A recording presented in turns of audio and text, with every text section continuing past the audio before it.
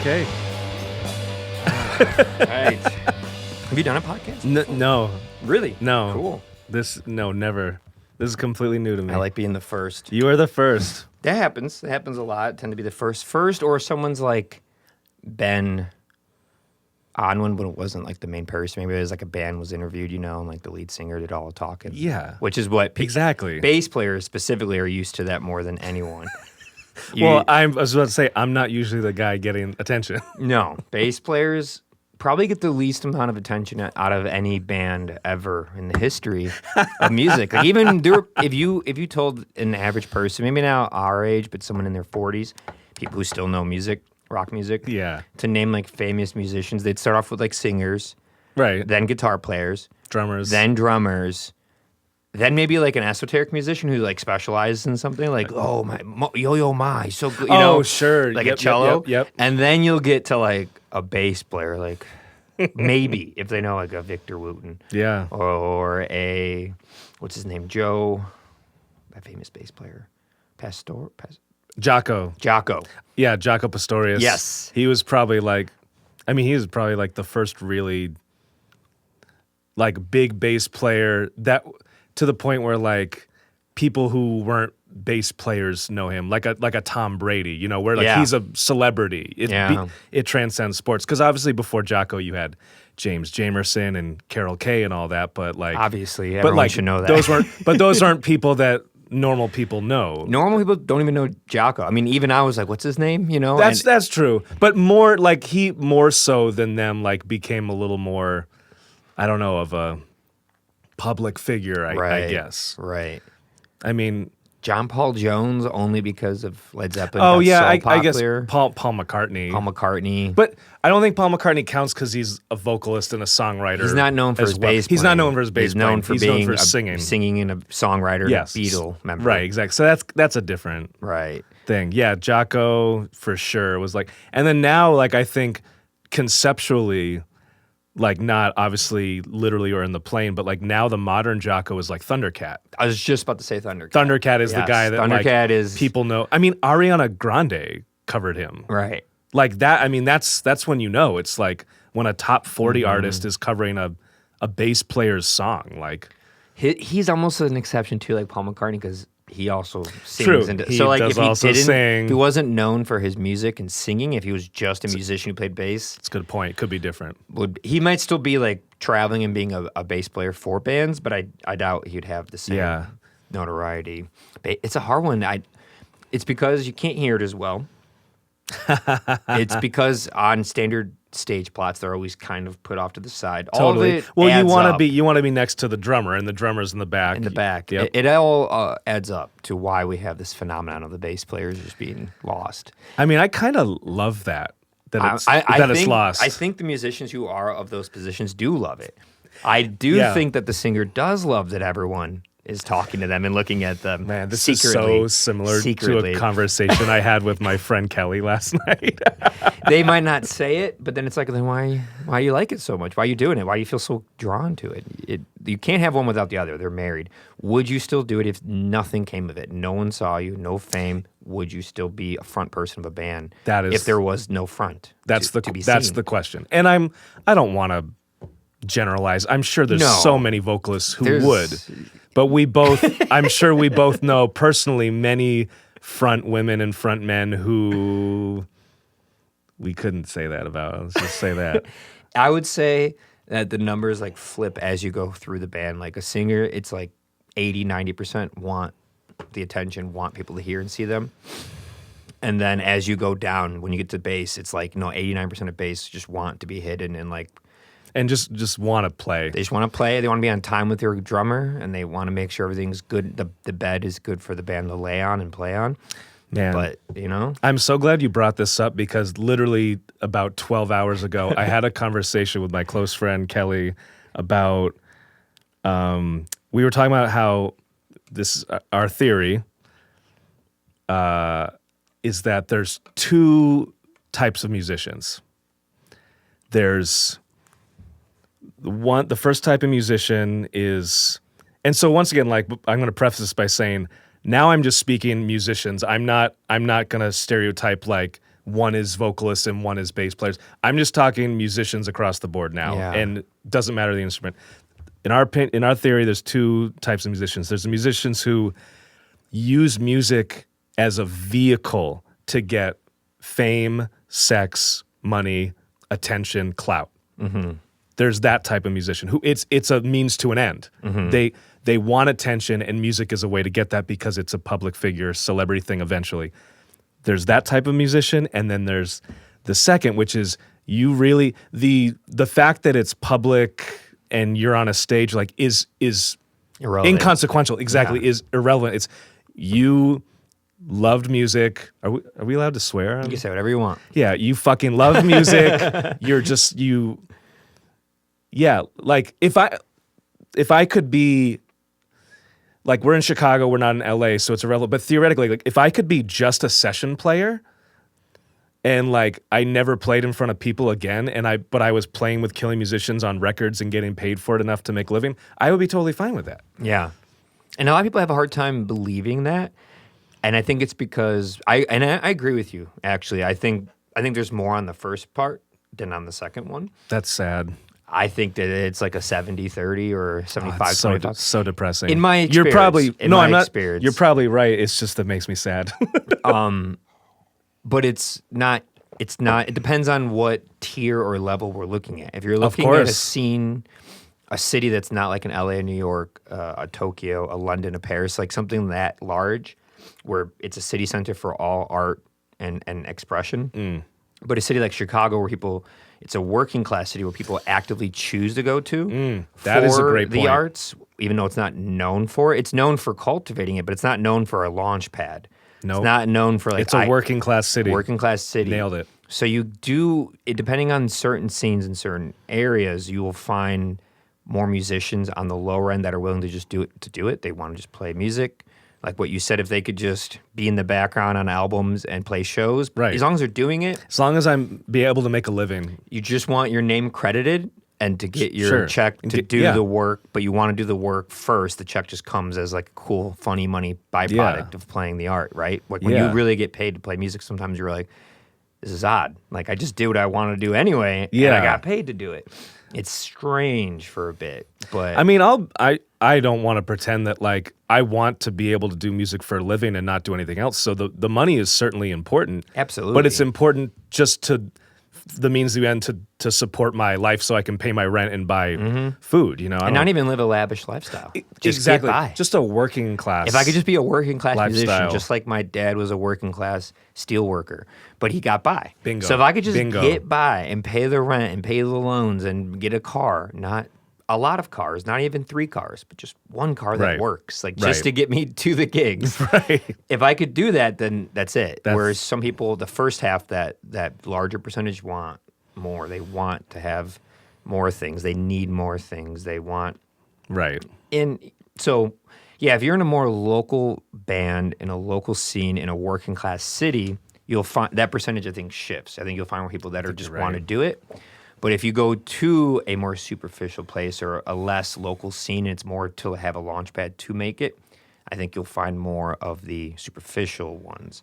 LA is a very superficial LA place. and New York, I like them as places, as the art and the history and the weather and the people. Yeah. Just like any place in the world. But then when you get to like, just like a country, you can like the people and hate the government, you know? It's the same thing as a city. You can like the city and get annoyed with like that version of a government, which is the industry that is trying to do that. You know, and so it's like, yeah, there's plenty of awesome bands in New York, LA, but it gets a little rough because there are people really, that's the end of the road. Like, that's where you go to make it. There's nowhere else to go. Nashville in a certain style, you know. Totally. But, yeah, I think a friend of mine once, years ago, asked, or he was like 6 years younger than me, so he was a good friend of mine's younger brother's friend. So I knew them. I was friends with them even though they were younger than me because they were like the little brothers of the friends, you know? So you just saw them around. Yeah. And he was 14 and I was 20. I was already playing music and recording for a while. He was just getting into it. He was taking guitar lessons.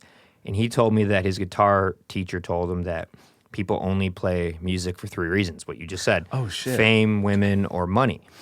And he was asking me as a 14-year-old. Oh, and he didn't he just said that. He didn't say like No, yeah. He didn't say there's people who No, do it because they no. love it. Nope. To a child or to a younger person. What an idiot, right? Like That's that's horrible. terrible. That's Exactly. horrible. That's what I said. I was like, your guitar teacher. I said this then. I was like, your guitar teacher's a moron. That's not true. That's not true. I'm like, that's true for a lot of people, but there's this section. but that's not it. No, that's not the only thing. And if you go into it thinking that, you're just going to create more of it. So it's like, statistically, you're going to find a lot of people that do it for that reason. But if you push it and teach them that that's why you do it, you're going to get a higher number of people who go into it that way. If you combat it and say, like, yes, some people do that, but you don't have to do it that way, you will spawn a generation who isn't just thinking like that's why I have to do it that way. Some Right. still will naturally go towards it, but you're not like pushing them into it. That's not the best way to be like, yeah, that's why you do it. Why would you do that to a younger person? I know, and I was like, that's not true. I was like, man, I at that point was playing for like 6 years, and I was like, I have never played for those reasons. I just play because I like playing. I like the act of figure. It's like a fun puzzle. Where do we put this part? How should I layer this? You discover a lot about yourself. The whole thing is like a fun process. It has nothing to do with women, money, or fame. Right. To, And I never to played some for that people. reason. Right. So I and was there are a like- lot. There are a lot of us. Yeah. You might be depressingly right that it is even more on the other end, but there are still a good percentage of us that Absolutely. love it. And honestly, like I know that's true because if that wasn't true, there wouldn't be people for band leaders to manipulate and take advantage of. So that's what we're good for to them. Yeah. Oh God, I'm sure you have a lot to say about that. We haven't even got into like who you are and what you do. We just went into the.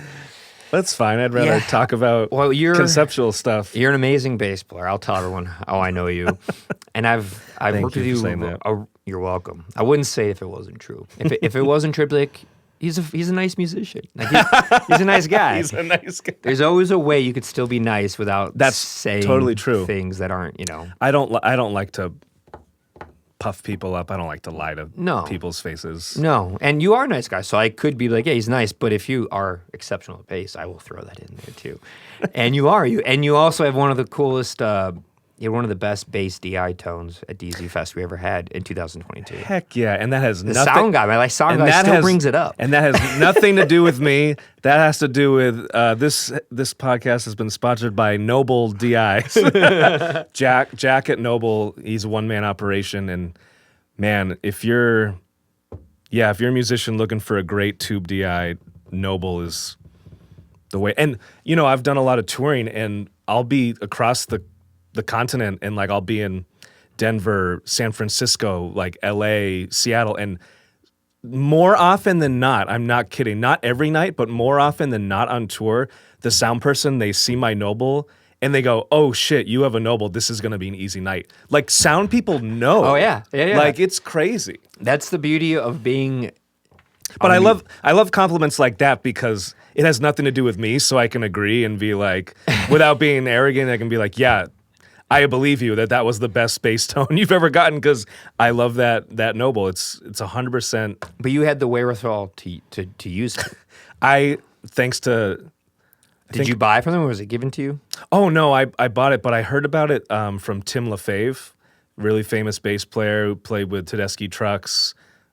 He's played with Nowhere, Lewis Cole's project, and he plays with Donnie McCaslin, like bunch of great musicians. But yeah, Tim LaFave's one of my favorite American bass players, and I found out about it from him, and he uses them. And I was watching a video like 7 years ago on YouTube, and he was just talking it up, and I'm Yeah. like, okay, I'm gonna get one of those. And then How much do they go for? a lot. I think it's even 800.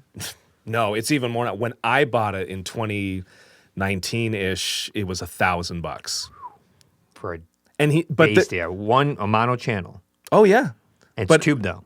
but it's tube and it's handmade. They're made to order. They're not waiting to be shipped. When I bought it 6 years ago, I think I had a 3-month wait time. Now I've heard through the grapevine when I talk to people. Now I've heard it's like a 9 to 12-month wait time. He's that backed up because it's just one dude in LA. This guy Jack, and so anyways, they're handmade. They are lifetime warranty. If anything breaks, you send it back to him. By the way, I've had it 6 years. I've never even changed the tubes. Nothing's broken on it. It's perfect. And he they're all unique. Like he sends when you make the order, I couldn't believe this. I mean, I ordered it, I put the money up front without even knowing this. I made the order. The next day I had an email said, "Hey, this is Jack at Noble. Got your order.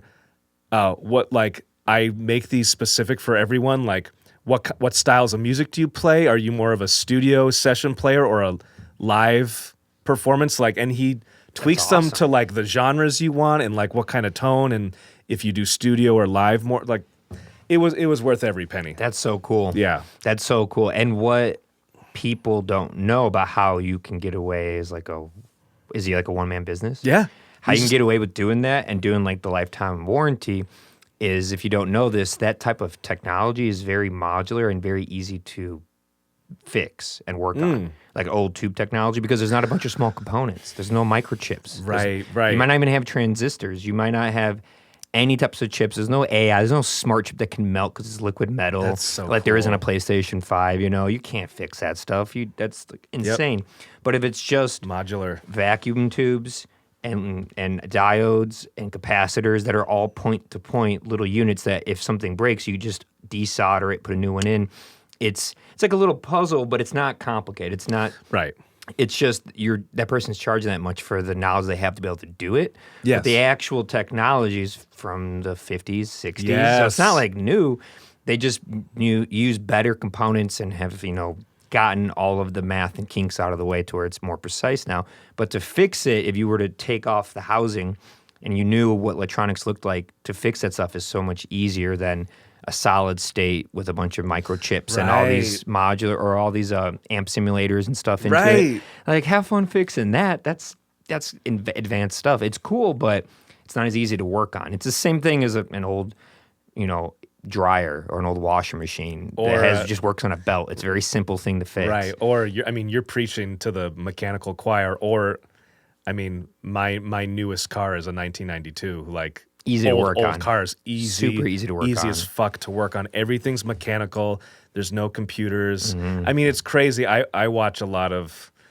It's cool that this trend is catching on, and this is why used cars are actually like skyrocketing in value, especially like 90s Toyotas and Hondas the prices are skyrocketing because Americans are starting to wise up to like, oh, this is like actually way better, and it's great. It's like we can, the only thing in this country that really gets the attention of the 1% is money and profits. It's like people are starting to like spend their money differently and be like, I'm not gonna fucking buy a new car. Like anyway, like everything's on a screen now instead of knobs and buttons. Because if a screen breaks, they just want you to buy a new car. Most or of the new time. screen, which is really expensive. Or right, that's the $1,500. Exactly. Whereas one little potentiometer is like 5 cents. What's easier to fix? Right, and then you can fix knobs and mechanical stuff yourself. Yeah.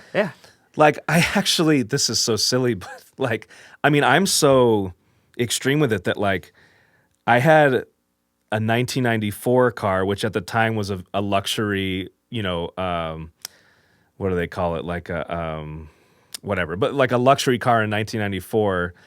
And it was like one of the first years they did it, but it had like a ACC, automatic climate control, which is hilarious because touring, I've been in 2025, Ford vans, Chevy vans, and those automatic climate controls, even in the brand new cars, they still don't fucking work. You either put it on low and it's cold, or you put it on high and it's hot.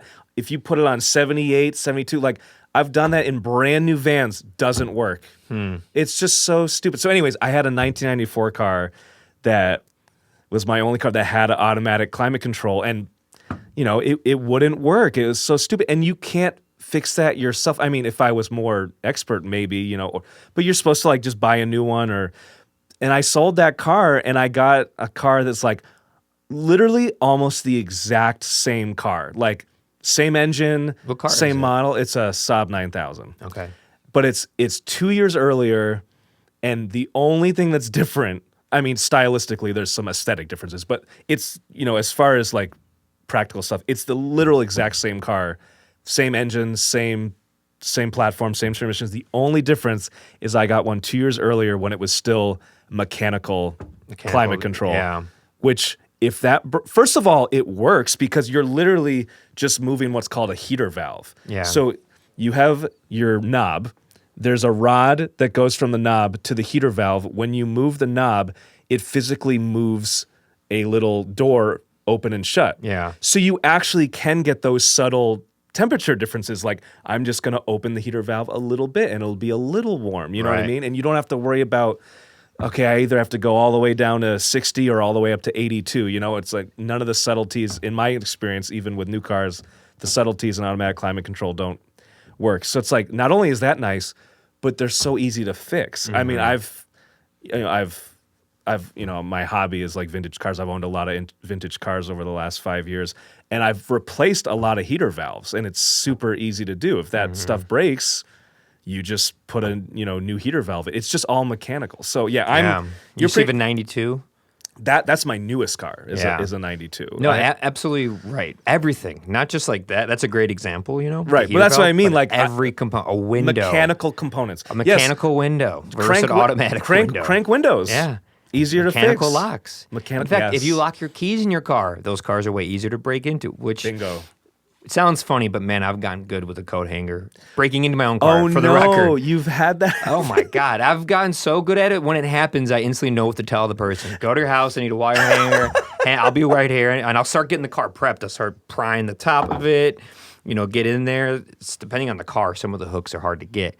It's happened so many times to my friends or I that we know exactly what to do. That's amazing. I would say I at love least that. 10, 15 times someone I've been with in that moment locked their keys, had to get the hanger to get in. Modern cars can't have fun. You can't get in, which is good because now people can't break into cars so True. easily. But that's a funny example, but it's as simple as your speaker blows in your car because you have a mechanical door. To wind down, you right. can easily just take it off. There's not a bunch of crazy wires or anything. There's just a mechanism for the glass, and there's a little housing for the speaker with 4 screws. Yep. And you just undo You it, replace it. put the new speaker in, reconnect the wires. You don't even have to know that much anything about technology. Dude, one of the Put first it back, things I it did on works. cars before I knew anything when I first got into working cars was take the door cards off and fix stuff like that. It's so easy. I don't know what teenagers do now, because when I was a teenager with all my guys, They're on TikTok. I can't speak for other people and women, but a lot of the guys around me, it was a bunch of teenage boys. We all had part-time jobs and we all had crappy '90s cars, like everyone. So cool. Like everyone did. I had a 94 Beretta, a 90 Oldsmobile, a 96 Nice. Blazer. Like there was always 90s Nice. stuff you can easily work on. And so we would do it together. Like on a Saturday, a friend has to do all his brakes. Everyone comes over. We put our tools together so we can have enough to do it. And we all just change the brakes together. And we learn how it works. And we do the caliper. Then you learn about this and bleeding the brakes. Oh my God, we got to bleed it. You realize how annoying that is. I'm but you so can do jealous you learned that early. That's all we did. We learned together. I didn't know about certain things. I had a friend who knew more. He would teach me. They didn't know about sound, so I did the sound. We all Community. and we all got really good at it to the point now where most stuff you have to bring in for routine changes in a car, I could do. Yeah. Except modern cars are getting really hard to do it on. Oh yeah. So I won't touch them. when they're like, you got to change your starter or your alternator, it used to be really easy to do a starter, an alternator. So easy. oil I just changes. did a starter in 30 minutes See? 2 weeks ago. Right. So easy. And you might get a newer car Oh, where you have to forget take about off it. this and move that and Yep. disconnect, and now it reset your computer, so now your car is wonky when it starts Yeah, back up. I hate the computer shit, dude. it's so Just bad. give me a car with one ECU that you can replace, and that's the only computer on the whole car. Great. I love it. No, my car, I have I only bought a modern car because I drive so far to ISU for Sure. work every Tuesday, Thursday, so I needed something that what I do you knew have? would never break down. Yeah. Not never, but would take years. Right. I got a 2022 Honda Civic Touring. It's a top trim model. Nice. Honda. The sound system is absurdly amazing. I got it just for the sound system. I got it for the miles amazing. per gallon on the highway and the sound system. And only those reasons because I spend so much time driving, like 600 miles a week. Oh, wow. So I'm like, okay, it has to get good gas mileage. And the second one Civic, is yep. I'm going to spend 600 miles a week inside of a vehicle. I need to enjoy that time. Of course. So the sound system needs to be next level, and it's like an 11.2 surround sound Atmos. That's crazy. Like Bose system that like places the sound anywhere you put your head. You're in the center. It's crazy. I don't even understand fully how it works, but it's an awesome sound system. Except if I have to replace components, it's like built into the car. See, I'll look at one of the tweeters. I'm like, how do I even get to that? Like, it's like, this would be such a pain to try to fix. I hope the sound system never blows because to fix this sound system is not easy. It's not superficial. Everything's really tucked in. It's not like point to point where you can follow every wire and make sense of it, you know? Right. And then it has these dumb smart features. Like my auto, it has like the auto accelerate and decelerate for the... I hate that stuff. Which, when it works well, it's a cool thing when it works well.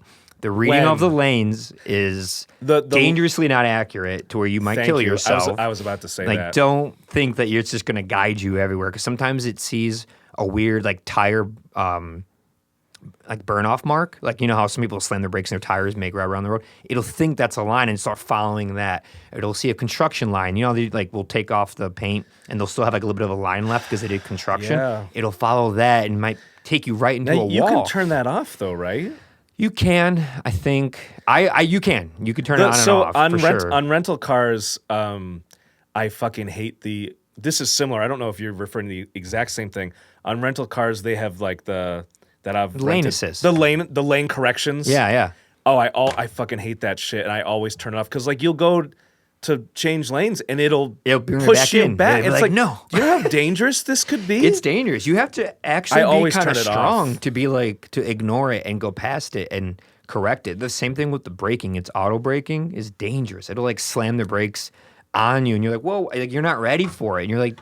Slamming brakes when you're going 70 miles an hour. I didn't even know about auto braking. See, this it has auto me. everything, and I only use it when I'm in the open road going straight down south, like when there's nothing around. Sure. Then it's great. But when you're like in a city and there's all these things, it's actually pretty dangerous. Because it'll make really quick adjustments that are too fast for you to respond, and it's not you doing them, so your body doesn't know how to respond. Like if you slam the brakes and you're aware you're doing it, correct. You now know what to do, what the next step should be because you decided to initiate it. So your body, right? Because you're initiating it, you're not reacting to something that's happening. Exactly. So it's a double reaction. There's someone walking across the street, and your car decided to do its own version of braking. Right. So you have to react to what the car's doing. Yes. It's all so counterintuitive. People are trying to get to automation, and I'm like, I mean, at what cost? And also, it's like, cost? It's not even. It's fun to drive. Driving is fun. I don't know. I enjoy it. I enjoy the act of it. You're preaching to the. I didn't know you're such a car person. It's cool. It's a new hobby. It's 5 or 6 years ago. I couldn't tell you the difference between a battery and alternator. And now you're just in it. And now I'm very in it. Like I've done 2 starter jobs in the last year. Both were on the side of the road, like, and I did them very quick. I was really proud of myself. Did you have an extra starter with you? Yeah. Just walk around with the starter in your pocket?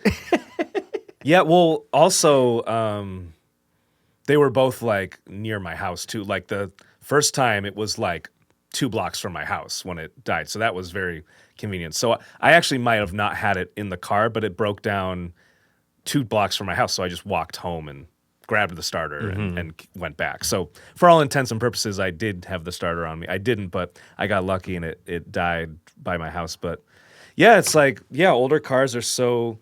Before I got into cars, I didn't realize that when you go to a mechanic, you're 95% of what you're paying for is labor. Parts are cheap. Yeah. So once I realized that... It's like at least $100 an hour on the cheap end. On the cheap end, right, exactly. Like a guy who's 20 years old and... is working at Bob's Auto in the corner, like not even a main place, and he's not in a union or a corporation. Exactly. It's just he might get $100 an hour. When you get to like real legit ones, it might be 175 an hour. Yeah, yeah. I mean, specialty people that are $300 an hour if they're like transmission rebuilders and stuff. Or dealerships, which I would never even ever go to a dealer, but I'm sure that's like unless they do it for free for you. Like if you're under warranty. I got Honda to do so, make sure they cover me for free because.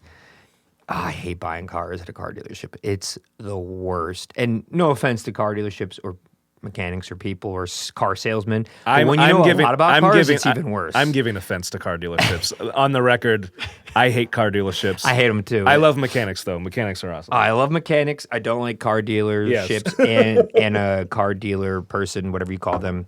The person I had was terrible, and I was almost glad. Are you talking about worse, Are you talking about the salesman? Yeah. Oh, the God. worse they get, the more I just see the free stuff I'm going to pull out of them. They think they're getting free stuff out of me, but what they don't realize is I know too much about this process. And so I'm like, oh, you are making these mistakes. I'm going to use that as leverage Look for you at to give you. me deals. Like one of the I love ladies was that. driving me around. She blew 2 stop signs in the car, the future car I'm about to buy, flying down the street, going a little too fast, and she just went through stop signs. I was like, okay. I didn't say anything. I was like, all right, I'm going to get some free stuff out of this. Wow. When she gives me the final price, I'm like, but what about the fact that you did that? I want some free stuff for that. Otherwise, I got to go tell your manager what you did while you're trying to sell a car to someone. You broke the law. And that's exactly what I said. That's amazing. And I got 10 free oil changes out of it. Synthetic oils. Those are like $100 oil changes. I got 10 for free. So that's $1,000 right there. Dude, I mean, synthetic oil alone is expensive. And then tires. Much less the labor, I yeah. got some free tires out of them. Okay, that's awesome. By buying them from them, and then when they popped, flipping them around onto other ones, or when the other ones popped, I flipped the tires and made it look like that was the one I bought, so they had, I've done that a few times. There's a lot of tire tricks you can do. You sure you should be saying this I on? don't care. With how much they do dirty to Oh, us. dealerships. I'm just being clever. So horrible. It's terrible. I've seen so many of my friends, because people aren't educated on this stuff, and they totally, I mean, it's funny, there's plenty of, especially now, like there's plenty of men who are uneducated on cars too, but they prey on women. Oh yeah. Specifically. Women, old people. I mean, worse. I've seen examples where like a woman will go into a shop and get a different price than a man on like the same thing. 100%. It's just so fucked. 100. I've seen it. I've seen the way that they're even like talked to. Whenever I'm with an older lady, a woman, anything at all, I'm always like, I'm not saying let me go with or say something because you can't do it. You're not capable. I just know what they're gonna try to pull a fast one on you, and you might not even know what kind of lingo to like listen for to know if you're not educated on the subject. Right. You might not know. So I'm just going to correct if they try to like rob you from something. Like, wait a minute, right. that's not. And that was part of my personal motivation to learn about cars. Part of it was to save money, to learn how to work on myself, because it's productive and it makes, you feel accomplished, and it saves you a lot of money. That was part of it. But the other part of it was, even if there's major jobs that I either can't do or I just don't want to do, like a transmission swap, an engine swap, like that's rough. a major job. Yeah. If there's something I don't want to do, I'm glad I now have the knowledge. Like, I know I may not be a master mechanic or a master tech, but I know enough now, and I know how cars work, where when I go to 6 years ago and before, when I would go to a mechanic and something's wrong with my car, whatever they said to me, I mean, like I said, I only got into cars in my 30s. Like, I was old enough to remember, like I remember going to mechanics in my 20s, and like whatever they tell you, like if you don't fucking know what the words they're saying even mean, it's like, okay, what am I going to say? I just have to take what he says at face value. Like, I remember that. Like, yeah, you got to trust that they're not lying to you. But now I don't have to fucking deal with that shit anymore. No. I know enough about cars where like I'm like, okay, well, what you just said doesn't make sense. Like that, man. I'll give you a great example. I should name the shop, but whatever, I won't. There's a shop near my house in Pilsen on South Ashland where You're just getting very. I'm getting close. where I went and I went for like a brake caliper or something. I didn't want to deal with it, and they did the brake, and I got the car back, and I was driving, and it was only when I took a left turn the wheels would shake. It was right after I got the car back, and it didn't do that before, and it wouldn't do it when it was straight, and it wouldn't do it when I would take a right turn. It would only do it when I took a left turn, and it would like shake, and I was like, this is not good, and my car was not like this. And I called them, and they're like, oh yeah, like what they said it had something to do with the brakes. They're like that, and I'm like, that doesn't make any sense. The brakes would be the same whether I was going straight or right or left. Like that doesn't make any sense. And I said that to them, and Sounds they more like a ball joint or something. well, wait, it's so much funnier than that. Okay. They left a tool. They left something in there. Okay, you're getting closer. So they and I said that on the phone. I was like, that doesn't make any sense. It can't be the brakes based on what the symptoms I'm experiencing. And they doubled down and they're like, no, that's the brakes. And I called a friend of mine in Virginia who is like in his 60s. He was a Saab master tech for 40 years. Yeah. He's been doing it since he was a teenager. He still is. And I was like, I told him everything I just told you. And I was like, this doesn't make sense. And he was like, this guy's a fucking genius. And he's like the most humble dude ever. He's the greatest man. His name's Al Huesman, amazing person. And he was like, only when you take a left turn. And he's like, you should check the lug nuts. It sounds like they didn't fucking tighten the lug nuts correctly. And that when there's more pressure on that wheel, it's shaking because the lug nuts are loose. And sure enough, he was 100% right.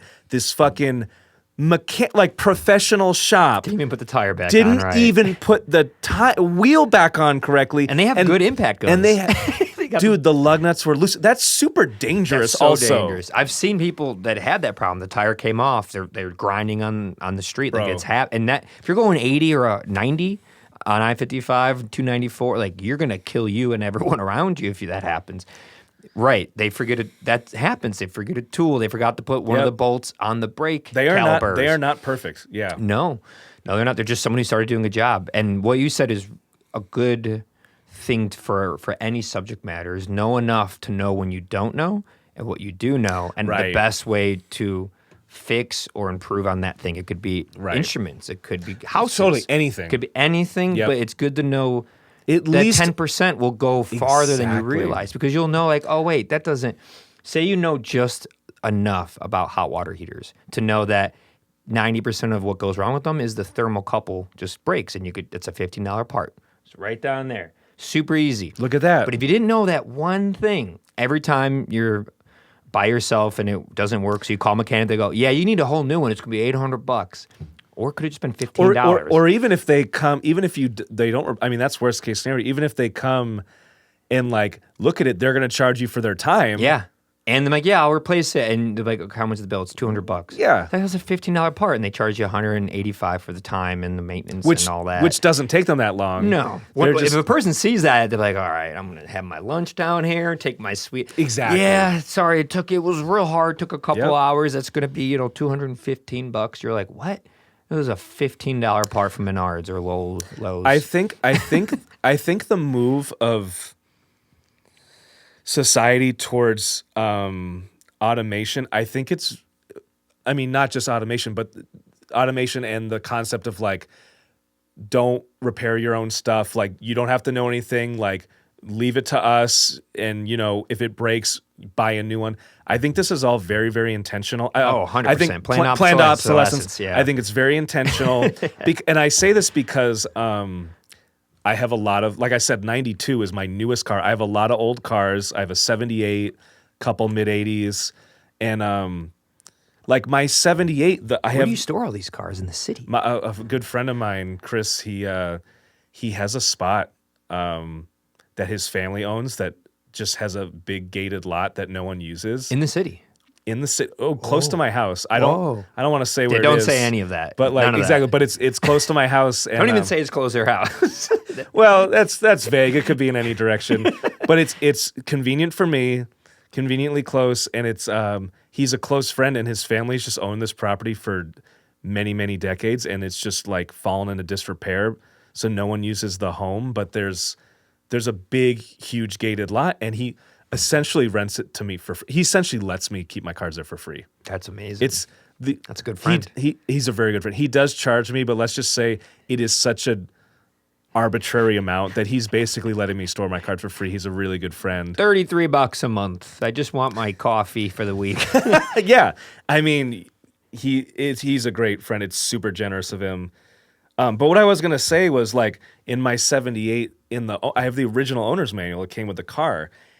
And Ben, like, modern cars, it's like see dealership, take to dealership, take to dealership, take to dealership from the 2000s on. In old car manuals from the 70s, it like there's instructions on how to do like actual jobs on the car. Like here's how you do an oil change. Here's how you change your transmission oil. Here's how you, and like I can't remember exactly, but like more complicated stuff too. It's like here's how you do this if you need. It's like car companies and companies in general, this is universal. They used to actually give a shit about you and build stuff that lasted. And then sometime in the 90s, corporate interests figured out, oh, wait, like if we make high quality stuff that lasts forever, how are we ever going to make any more money? They're going to buy stuff once and they're never going to have to buy something from us again. And this is like my critique of capitalism is like it does not lend, capitalism and quality do not go together. You got three. You can have it fast, cheap, or good. You got to pick two. You can't have all three. I love that. I've never heard that. That's great. You can use it. It's applied for everything. Like absolutely. All things. It's a business, triangle You can have it model, fast, cheap, or good. You cannot have all three. You got to pick two. You want it fast and cheap, it's not going to be good. You want it good and cheap, it's not going to be fast. Or if you want it good and affordable, it's going to not be fast. If you want it fast and good, it's not going to be cheap. If you want it cheap and fast, it won't be good. Any way you look at it, great. You will get that problem out of it. And that's the world we're living in now. And just not the proper infrastructure to guide along a capitalist concept. Because a capitalist concept will breed great ingenuity and pioneers. People will like, if someone's like, Gordon, if you can get this done, like make this new type of technology, maybe a new microphone, like a new SM7 that works even better and has a better output so it doesn't need a cloud lift for an extra 20 decibels of headroom. Okay. I'm just giving this as an example. Yeah. If you can do that, like we'll pay you more money. So you go, okay, that's a pretty good incentive. Like, okay, if I can get this done, I can get more money. It's a hard thing to do. But at the certain, where we get wrong with this system is that money being too much for that type of job.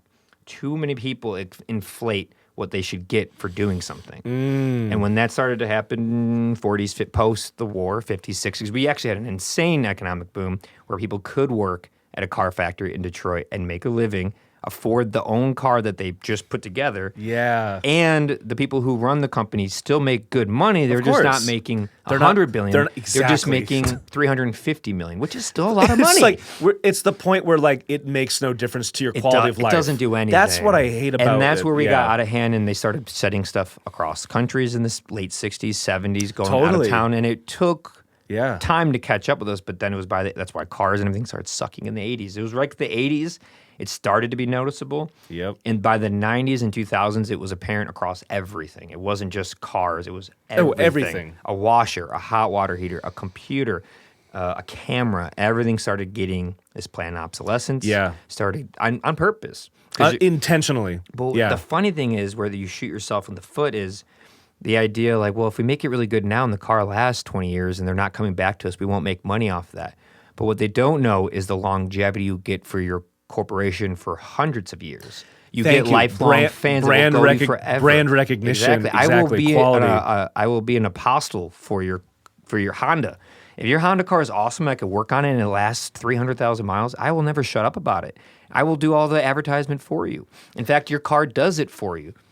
But if you start making things last a few years, a few months, that's not going to work anymore. Dude, you aren't kidding. And I have like a direct, immediate example to prove what you just said, which actually encapsulates the entire, like the tragedy and the comedy of it. Because, you have, obviously, I said I said my 92 was a Saab. All my cars are Saabs. What's up with Saab? You like Saab? Well, this is what I'm getting at about what you said about the long-term brand. And the tragedy of it is it didn't work out because of capitalism. So anyways, here we go. So like Saab people are obsessed with Saabs because Saab, it was not run by marketing people or finance people. It was a bunch of just nerdy engineers who wanted to make an affordable car that they themselves would want to drive. So like there was Saab, they weren't worried about profit margins. They weren't focused on market. Like they were horrible at marketing. That's why they ended up going bankrupt. But like, but my point is, so like they made great cars, but this is where capitalism fails. The cars cost so much to make because they were 100% steel if you go on YouTube, there's a great, if you put in YouTube Top Gear BMW Saab, they took an 80s Saab and an 80s BMW and lifted them 8 feet in the air upside down with a crane and dropped both from 8 feet in the air. 80s Saab, 80s BMW. BMW, much more expensive car.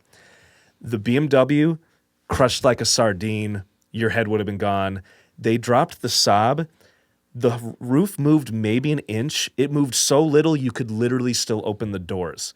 And the guys were like, I literally would not believe this unless I saw it. And like, you can go on YouTube, like this is a video. And like, they were like, they had a saying, Saab had a saying that like, or not Saab, like people who were in the industry had a saying, no one ever understood why a Saab cost so much until they got into an accident. And this is a Swedish thing, like the safest cars ever made were Saabs and Volvos. Like it's a Swedish thing. They're obsessed with safety. Anyways, I'm getting a little off course. How did that work with the physics of the car taking the force? Because isn't that a lot of why cars crunch now, so they can absorb that force of your body? Because if a steel thing hits and nothing crunches, now your body has to take all that force because nothing absorbed it for you. There's got to be something in there. There's got to be. I am not a physics guy. Though? No, I totally know what you're saying. That's why they do that. That's why cars now do crunch so much. Right. And I've been in a head-on accident, and it worked really well. But that's like the front, obviously the roof. You jumped out on the roof? No, they dropped it upside down. Oh. I'm talking about the roof, Ben. Oh, I thought like... No, they dropped them upside down, and the roof of the BMW that's probably was a good smushed. thing. This is a great thing. So the A-pillars were like so the actual strong. Casing of it, like where you're in, the roll you're cage. housed. Oh, so you just reminded me. So I don't know how much you know about rally racing, but like when people rally race cars, because of rules and regulations, they have to put roll cages. Of course, yeah. Right. So check this out. The Saab they're always Saab rally cars. There's a lot of them. Well, so the Saab they dropped a 900. The Saab 900s and the 99s, which are basically the same car, they're very similar. The A-pillars were so strong, and they see this in the same video. They actually didn't need roll cages when they rallied. That's how fucking strong. That's why Saab was so popular in rally cars. No, so they still had to use them because of rules. Oh, okay. But they actually weren't needed. Like for regulations, they still made them do it, but it actually wasn't physically needed. So, anyways, so now you get like super over-engineered then. Exactly, over-engineered, and they were so per unit. The profit per unit was like, these are 100% steel. So now you get it. They dropped it from the roof. The roof barely moved because your head would be crushed. So So all this to say, they cost so much to make that Saab eventually. It was going bankrupt. General Motors bought them. General Motors just stole all their technology and then just like invested nothing. So they went bankrupt. So because of capitalism and because they weren't making a profit, because they made such a high quality product, they went bankrupt. And then all this to say about what you said, brand recognition. This is a brand that's been dead for over 10 years. I went to the Saab Owners Convention this summer. This is a brand that's been dead for like 15 years about. I went to the owners' convention. Highest attendance in like 20 years, 780 people for a dead brand. Yeah. And as soon as you said like over hundreds of years, this is what I'm talking about. This is a brand that there's no support anymore. Yeah. And they made such a good product that we're still crazy enough to get together from all over the country in one place and shoot the shit and talk about them. Yeah. 800 people. Yeah. And it probably would be more if they had the logistics to get to it, or if they even knew about it. Right. I would have thousands of people. And this is what's so sad is that they don't exist because capitalism, like that kind of making high quality stuff for the sake of being high quality, it's not a sustainable model under capitalism. No, it's not. It only is for, if it's a Ferrari, Bugatti, Lamborghini, where everyone who buys it is a millionaire. Right. Like in those rare niches, like sure, that's a super rare niche, right? You can't count on that for the masses. It's not normal. No, not normal at all. It is a problem. Everything has been built that way. Devices, people phones, just throw stuff out. Yep. Don't throw out batteries, people. They're so toxic for the environment. Recycle them. Bring them to a local recycle facility. Yeah, just anywhere that'll take them. Do not throw them out. But everything needs batteries, and the lithium, the ion ones that are rechargeable. Yeah, are even more risky to be throwing out. I know, and they're in every device. Bad. Every device. Really bad. It's really bad. And I don't know what to do about it. We're in a pickle, man. We're in a real pickle. Is this, I feel bad. Is this a music podcast and we're just it's whatever podcast. It's a whatever. It's Bending Brains. We're just, okay. I ask questions. you ask questions. Okay. The listener might get a wide variety of everything under the I feel sun. bad like we haven't talked No, about the amount of music at all. times that an artist or a musician, someone comes in that like specializes in something, and we'll spend like 5% talking about it because we're just people. Okay, good. Also, what do you do all day, every day? Music, right? Me? Yeah. Oh, I see where you're going with You know what I'm this. saying?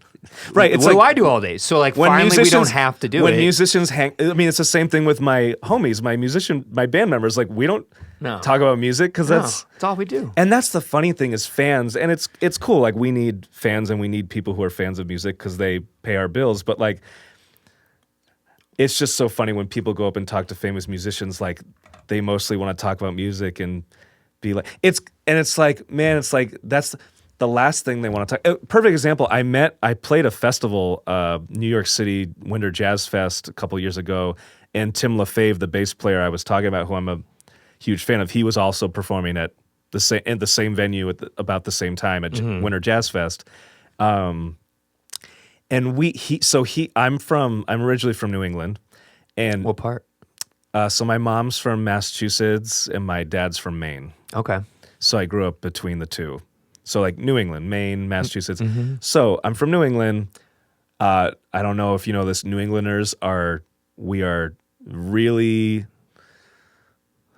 enthusiastic. I'm trying to think of the most positive word. We are very enthusiastic about our sports. We love sports. Yes. We love our teams. Yes. And so like I grew up in New England. I'm a huge Pats fan. And not bandwagon. Like the last few years have sucked. Like I'm not it's when they were winning. Like I'm a Your whole life. I'm a bandwagon. Yeah, I mean I'm not. I'm a diehard fan. Like they've sucked the last 5 years, and I've still watched every game. Anyway, sorry. All this to say, Tim LaFave. So they play the Patriots Stadium. It's not in Boston. It's in a town called Foxborough, and Tim LaFave is from Foxborough. So he's a massive diehard Pats fan. And a couple of years ago, I started. I'd message him on Instagram because his stories, like he'll talk about the Pats, and I started, messaging him on Instagram talking about, not thinking he'd respond, but it's like, why not try? And he's just a normal dude. He's a bass player. He's a normal dude. So he responds. We end up like having this like internet friendship talking about Patriots all the time. And so I was in the green room at Winter Jazz Fest, and I see he's in the green room and he's talking to some like famous musician woman. And I go up to him and I'm like, hey, sorry to interrupt. I just like wanted to say hi real quick. I'm my social media buddy. I was like, I don't think we've never met. I don't think you know my real name, but I'm my social media buddy.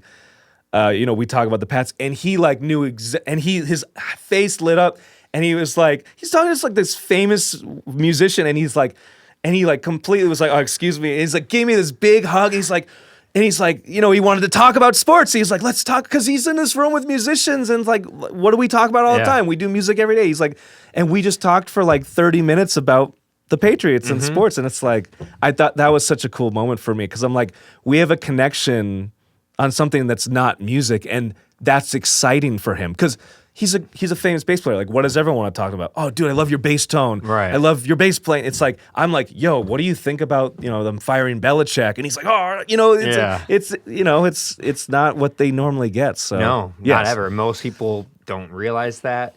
It's the one thing I tell to anyone if you're gonna like meet someone Treat them like a famous, normal person. treat them like you've never heard of them. Exactly. Don't ask them about what they do or their next movie or their next. Don't ask for an autograph. Don't ask for autograph. Don't ask They for don't a want photo. that. In fact, you might actually get that stuff out of it if you don't do it. And at the end of the thing, before you got to go, hey, did you want a photo or something? Oh, sure. Right. You built a connection. They trust you. They don't feel weird around you. You're not some stranger that's bothering them and poking them. And yeah. No, they're like, oh, this person's nice. Probably a fan. I'll give them their photo or their autograph or whatever it is. But to just go straight into that is crazy. Exactly. And even people that I idolize, like, so Tim LaFave, he's a great example, because like we actually have something in common. So like there's something to talk about. That's why I approach him. I've been in green rooms with famous people that I idolize and like have been a huge influence on me that I have not approached at all, because I'm like, I don't have anything to say to them. Like right now, like I would just go up and like be like, hey, nice to meet you. Like, my name's Gordon. Like, I'm a big fan. I'm like, I don't have any, like, I don't have anything to say to this person. I don't want to bother them. And like, I feel like a lot of people don't consider that. They definitely maybe it's because I think, in defense of fans, I think because you and me are musicians, we see it from both sides. Yes. And we see, like, I don't know, but I don't want to speak for you, but for me, it's like, I would want someone to treat me like a normal person. Yeah. So it's like, why would I go up to someone and be like, "Can I have your autograph?" It's like, no, like let's just talk. Yeah. Or like I said, like I've been in rooms with people that have changed my life, and it's like I can't think of anything I'd really want to say to them right now, so I'm just gonna leave them alone. Mm-hmm. And also most people naturally, unless they have a big ego issue, it's weird when you don't know someone and they start praising you, and you're like. Yeah, you don't even know them. You don't know them. You have nothing to give back to them, so you're just getting all this love, and you didn't earn it because you don't know them. You didn't see the impact on them, so you're kind of like, what am I supposed to do with this It's kinda strange amount of awkward. praise? Like, I didn't do anything to deserve this. Like, right now. Maybe I made a piece of art from 10 years ago that's popular, and that's why I'm famous. But what did I deserve to do? Like, say it's a Wednesday at 11 o'clock. What did I deserve on a Wednesday for someone to come up to me and start praising me and asking me for a photograph? Like, I didn't do anything that day to get this. Correct. So it doesn't feel can imagine organic. it feels It don't feel right. Yeah, I can imagine it feels uncomfortable. Yeah, it's odd. It's an odd thing. I'd say my advice to people: if you see someone famous, the most you should do, unless they are are cool with you, like, oh, you want to come say hi, take a photo. Sure. If they're not doing that, a smile and a wink, they'll know that you know, and that's it. Yeah. You know, smile. Or thank you for making cool art. You know, whatever Right. it is. Or if the body language, if they seem open to conversation, just talk to them like a normal person. I've done that. And if you're getting the vibe that like they don't want to talk to you or they're busy, then just be like, hey, thanks for your time and get out of there. Yeah, exactly. Yeah, don't touch them. Don't take multiple photos. Dude, and this gosh. is such a uniquely American thing. Like It in is. Europe, they don't have this celebrity not do obsession that. like we No. do. That's why all the American celebrities they move to France because French people don't.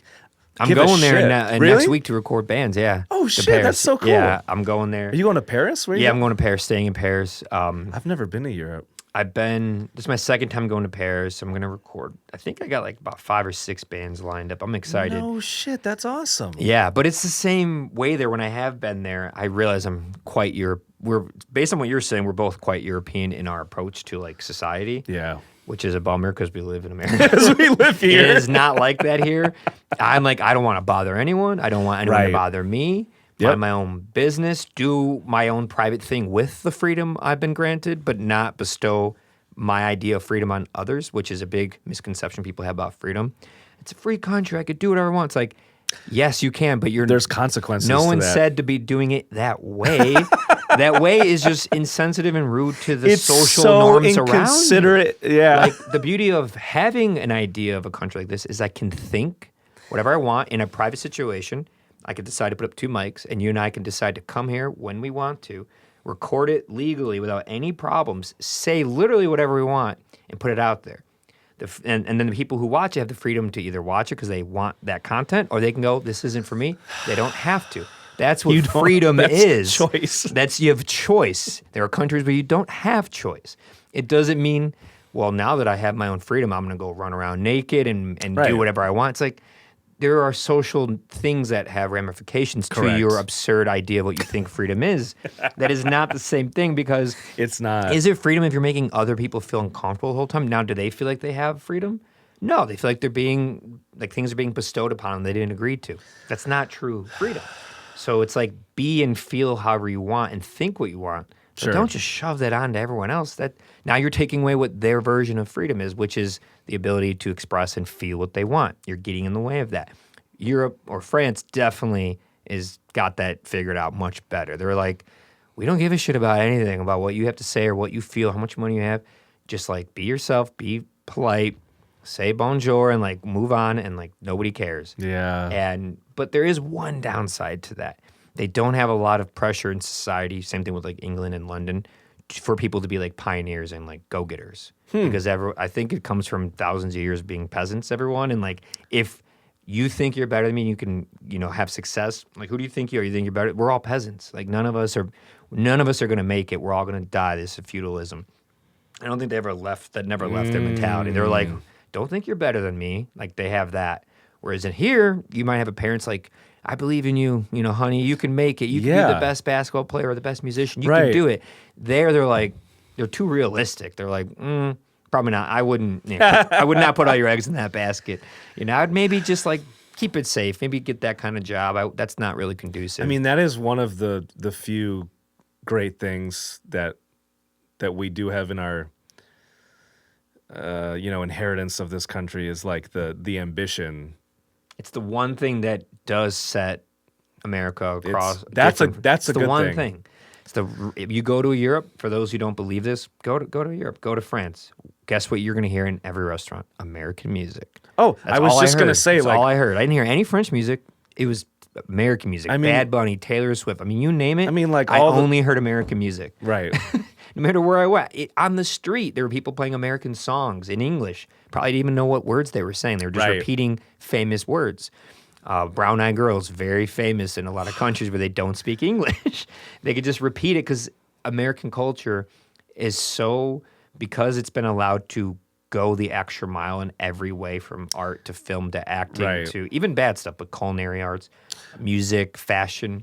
Right, but even if it's bad, we're allowed to push to keep up going. We'll see how that doesn't seem like that's going to stay along, very long, but up until this point we've been allowed the freedom to just keep pushing it. To push the limits. The envelope. Just keep pushing it and you get profound things out of it. There's no one saying like, no, sorry, in 1989, sorry, Nine Inch Nails, you can't have a Pretty Hate Machine. You can't have songs about like sex and stuff like this. It just can't happen. Then we wouldn't have Nine Inch Nails. We wouldn't have all this industrial revolution of industrial and postmodern music. Right, like and you don't have to like it, but up to this point, we've been allowed to make it. Mm-hmm. Mm-hmm.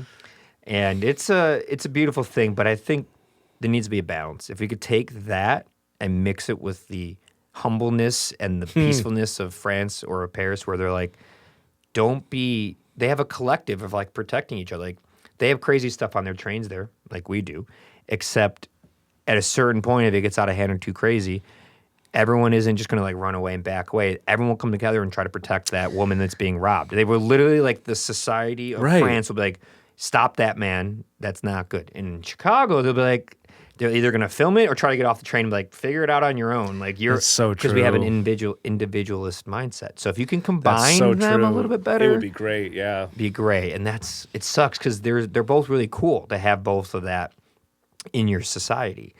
But there's some pros and cons to both. Yeah.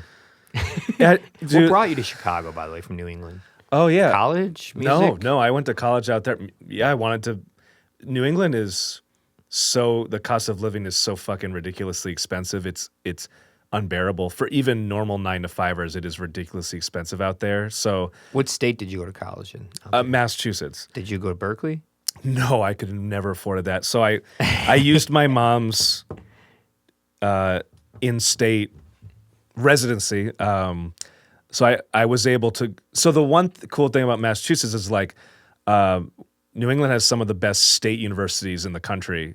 Like even the state colleges education are really good. In general. Education, exactly. Education in general. K through 12. Right. I think it's like first or second in the country. It's very high. I was very lucky. So I was able. So I could have. Berkeley even at that time was $40,000 a semester. I could have never afforded that. So, yeah, well, I know now I don't even know what it is now. That's absurd. That's I don't even want to think of. But what's funny is that's like I'm sure it's way more. I'm sure people going there now would love to pay $40,000 a semester now. But anyways, so I applied to. I actually only applied to one school. I applied to University of Massachusetts, the Dartmouth one. There's many, and because the Dartmouth one is in Dartmouth in New Hampshire. There's Dartmouth College is in New Hampshire. University of Massachusetts, Dartmouth is in Dartmouth, Massachusetts. But that's a great question. That's not the Ivy League Dartmouth. No. Yeah. Once again, could never have afforded I think is Dartmouth College. That's in New Hampshire. I think it's in Hanover, New Hampshire. I don't Correct. know why I know that. It's because I went there once on a road trip. So I'll never very forget expensive, very prestigious school that I did not attend. Yes. Well, it's part of the Ivy Leagues. I mean, you were surrounded by Ivy Leagues where you grew up. Yes. That whole area. And I went to, so if I had, the thing that's great is, and I think it helped give in-staters cheap tuition, all the UMasses, if you're out of state, they were pretty expensive. Sure, yeah. Like it would have, I think it would have cost me like $25,000 a year to go to UMass if I had out-of-state residency. But because I lived in Mass, and I was also, long story, but I was, tax legal purposes, I was financially independent from when I was 18. So I was able to get a lot of grants. I ended up paying I think $1,200 a year. Oh wow! So you were able to pay I had no for college. I had no loans or That's anything. amazing. Good for you. Yeah. So I went to state school, really small music program. I was as a freshman, and this is not a testament to me. I'm highlighting how small and low quality isn't a great word, but how small and the music department was. As a freshman, I was the best bass player in the whole program. Oh wow! Which, I was not that good. How long were you playing bass before you went to college? I started late. I started 16 and a half. That is late. So I had been playing for and I went to college late. When I graduated high school, I worked 2 full-time jobs for 2 years. Okay. I worked, things you don't have out here. So what do you have out here I don't think you have an equivalent here. I guess this isn't it, but you know how you have that's not, I don't know, think of Walmart or Costco, but on a much smaller level. We have a wholesaler chain out in New England called Ocean State Job Lot, where they get kind of like Aldi, but not just groceries. Instead Sam's of Club? Yeah, but a much smaller version, a smaller store. But it's basically they get everything: food, rugs, clothes, tools. So it's like a Walmart, but it's it's stuff that other companies are trying to get rid of cheap. They get the stuff cheap and then they sell it cheap. Yeah. So anyway, sorry, all that to say, I worked in the warehouse at Ocean State Job Lot from 7 a.m. to 3:30 p.m. And then I would go to a music store called Strawberries, or it was owned by FYE. I think all those companies are out of business now. For your entertainment? Yeah. Yeah. So I worked at a music store from 4 to 9. And I did that for 2 years to save money to go to UMass. And then, so I went to school when I was 20. So I started at 6. So I'd been playing bass for 3.5 years. I was the best bass player in the program as a freshman. So that's crazy. And I wasn't that good. So I'm just saying it was not, but the faculty was great.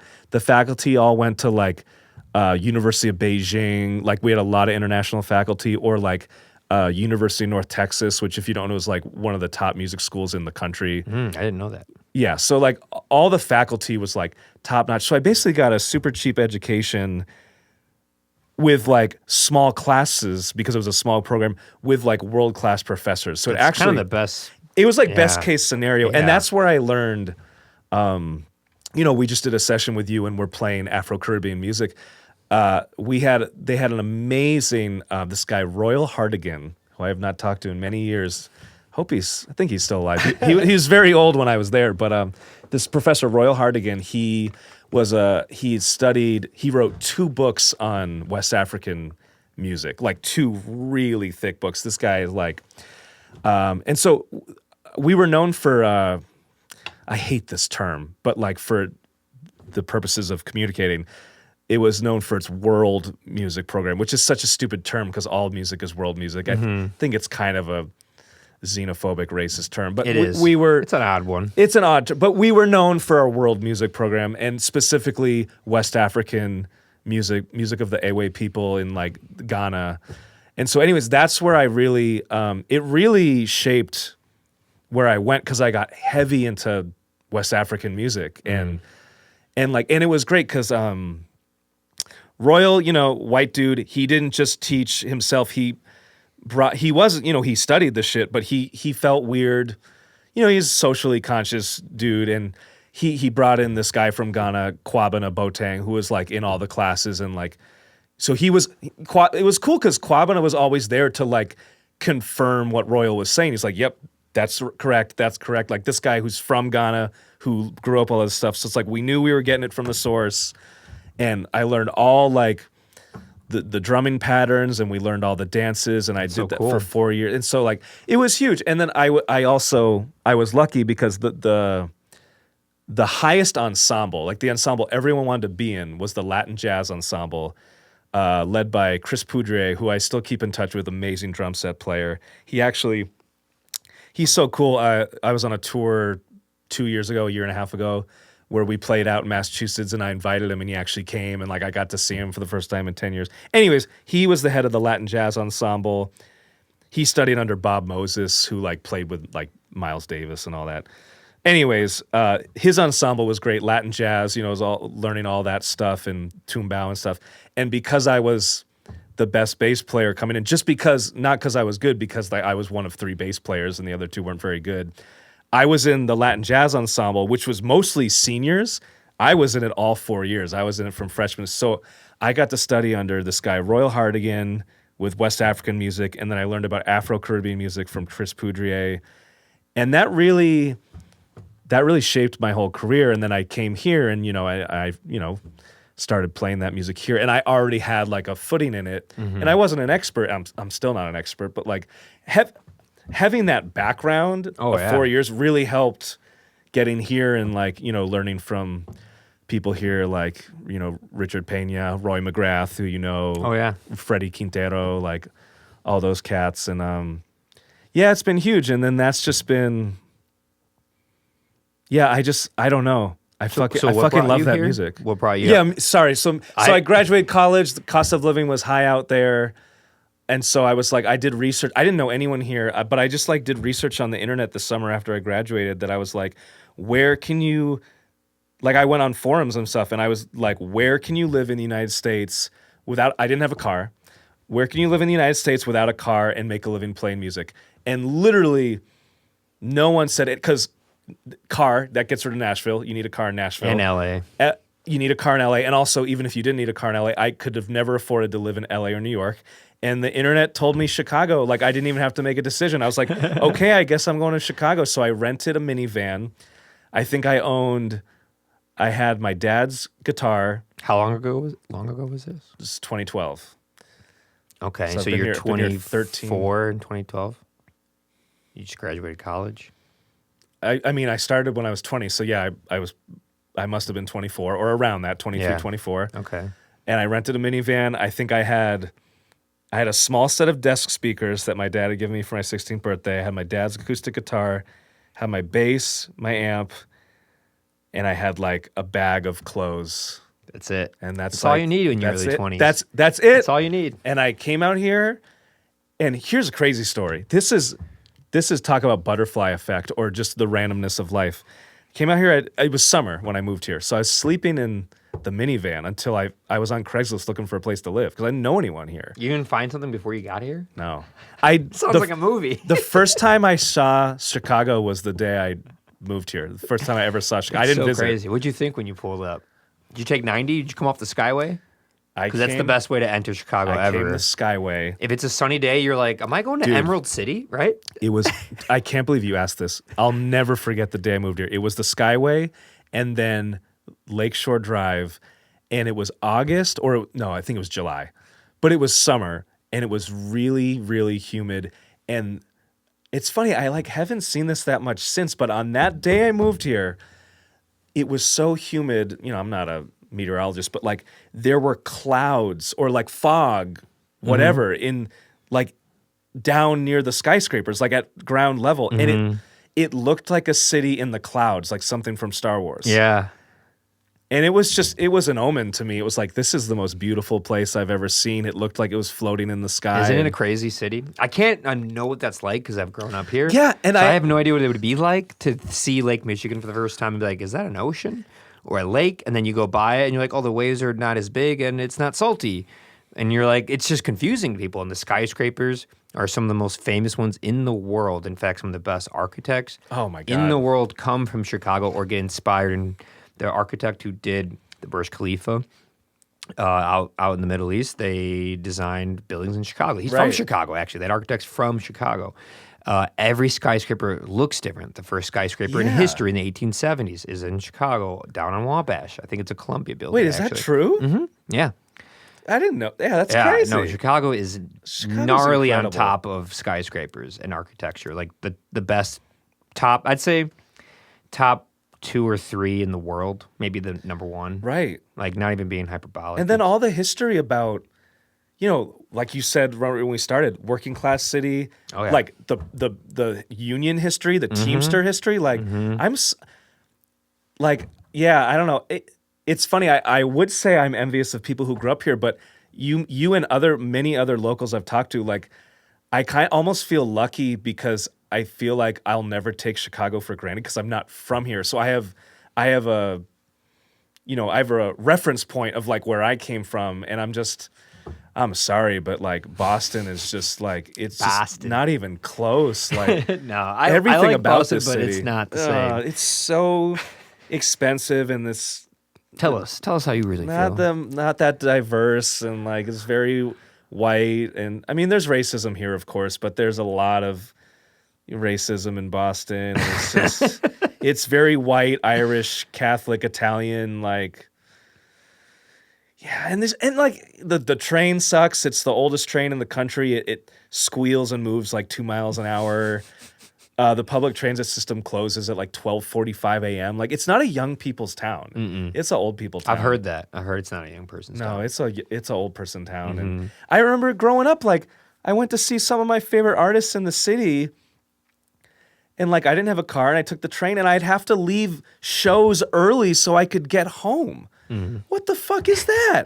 What kind of infrastructure is that? I never thought dude? about that going to shows in the city. Of course, because you're from Chicago. Yeah. Why would you? I would drive to Midway from the old place where you played DZ Fest. I would go from there to Midway is like 12-minute drive. Yep, get on maybe the 4 Orange miles Line. away, 5 miles away. Hop on the Orange Line. It ran until like 2 or 3 in the morning. It only closed down for like 3 hours. And that's the Orange Line. And that's the Orange Line. Like the red and blue go all night. All night. And I would take that and transfer to the Red Line at Roosevelt and take that all the way up by Belmont and walk down to the Vic or Shuba's or wherever it was. See that thing, get back on, take it back, get home at like 1 a.m. For some reason, too, the train was way safer back then. I never thought about danger ever. It could have been being naive, but it was not. It just wasn't as bad. Yeah, as and now. you never had to leave a show early. Never left a show And early. I never even thought about it. I was like, I just hop on the train. And if I couldn't hop on the train, awesome. because it's also a very drivable city, especially at midnight, there's no traffic. Oh, Getting absolutely. home from the Vic Theater to Hickory Hills only took like 35 minutes, really fast. Crazy. And yeah, and if that didn't work, I'd take the train. I could take it all the way to Right. Midway and then take a Pace bus from there, the 379, all the way back to my house. Yep. Like it was totally possible. It'd take a while, but I could do it. But you can do it. I could do it, and it wasn't complicated to figure out. And not every city has that. No. And there's do you know? levels Do you to it, know? There's only 3. I can't speak for Canada and Mexico, but as far as our country, there's only 3 cities that have 24-hour public transit. Do you know what the other 2 are? Washington, D.C. Wait, is that true? I don't know. I'm just guessing because I you're know guessing. they're known for having they have a really elaborate train system, but it's probably not 24 hours. It's not 24 hours. So I know they have one of the best train system designs. Okay. And didn't it's know very that. functional. D.C. And then obviously New York has a really big one too. Yeah. So what do you think the 2 24-hour ones are other than Chicago? It's not Chicago. There's 3. Chicago and then 2 others. So Chicago's 20. Philadelphia? Yeah? Okay, then the third one should be easy. Well, New York. Yep. Yeah. Yeah. Yeah. So Chicago, Philly, New York. That's it. Yeah. And I know that, DC has a good one. I think Dallas has an okay one. Really? Dallas? No, it's not Dallas. I've heard Dallas is really spread out and dry. It is. Dallas is like, because of Fort Worth and Dallas, it's like the same distance as Chicago to Aurora. So like imagine Aurora being Fort Worth and Dallas being Chicago. Okay. That distance, that like 30-mile stretch is kind of like a Dallas-Fort Worth, except between them is an endless continuous sprawl of suburbs. And you kind of have that in Chicago too. Like you can find suburbs from Chicago all the way to Aurora, but it's way more continuous there. Like it doesn't break up into like forest preserves and cemeteries like we have out here. Gross. It's like a straight up continuous suburb. That sounds horrible. And it's a lot of suburban sprawl, just kind of like what you get in LA is the same thing.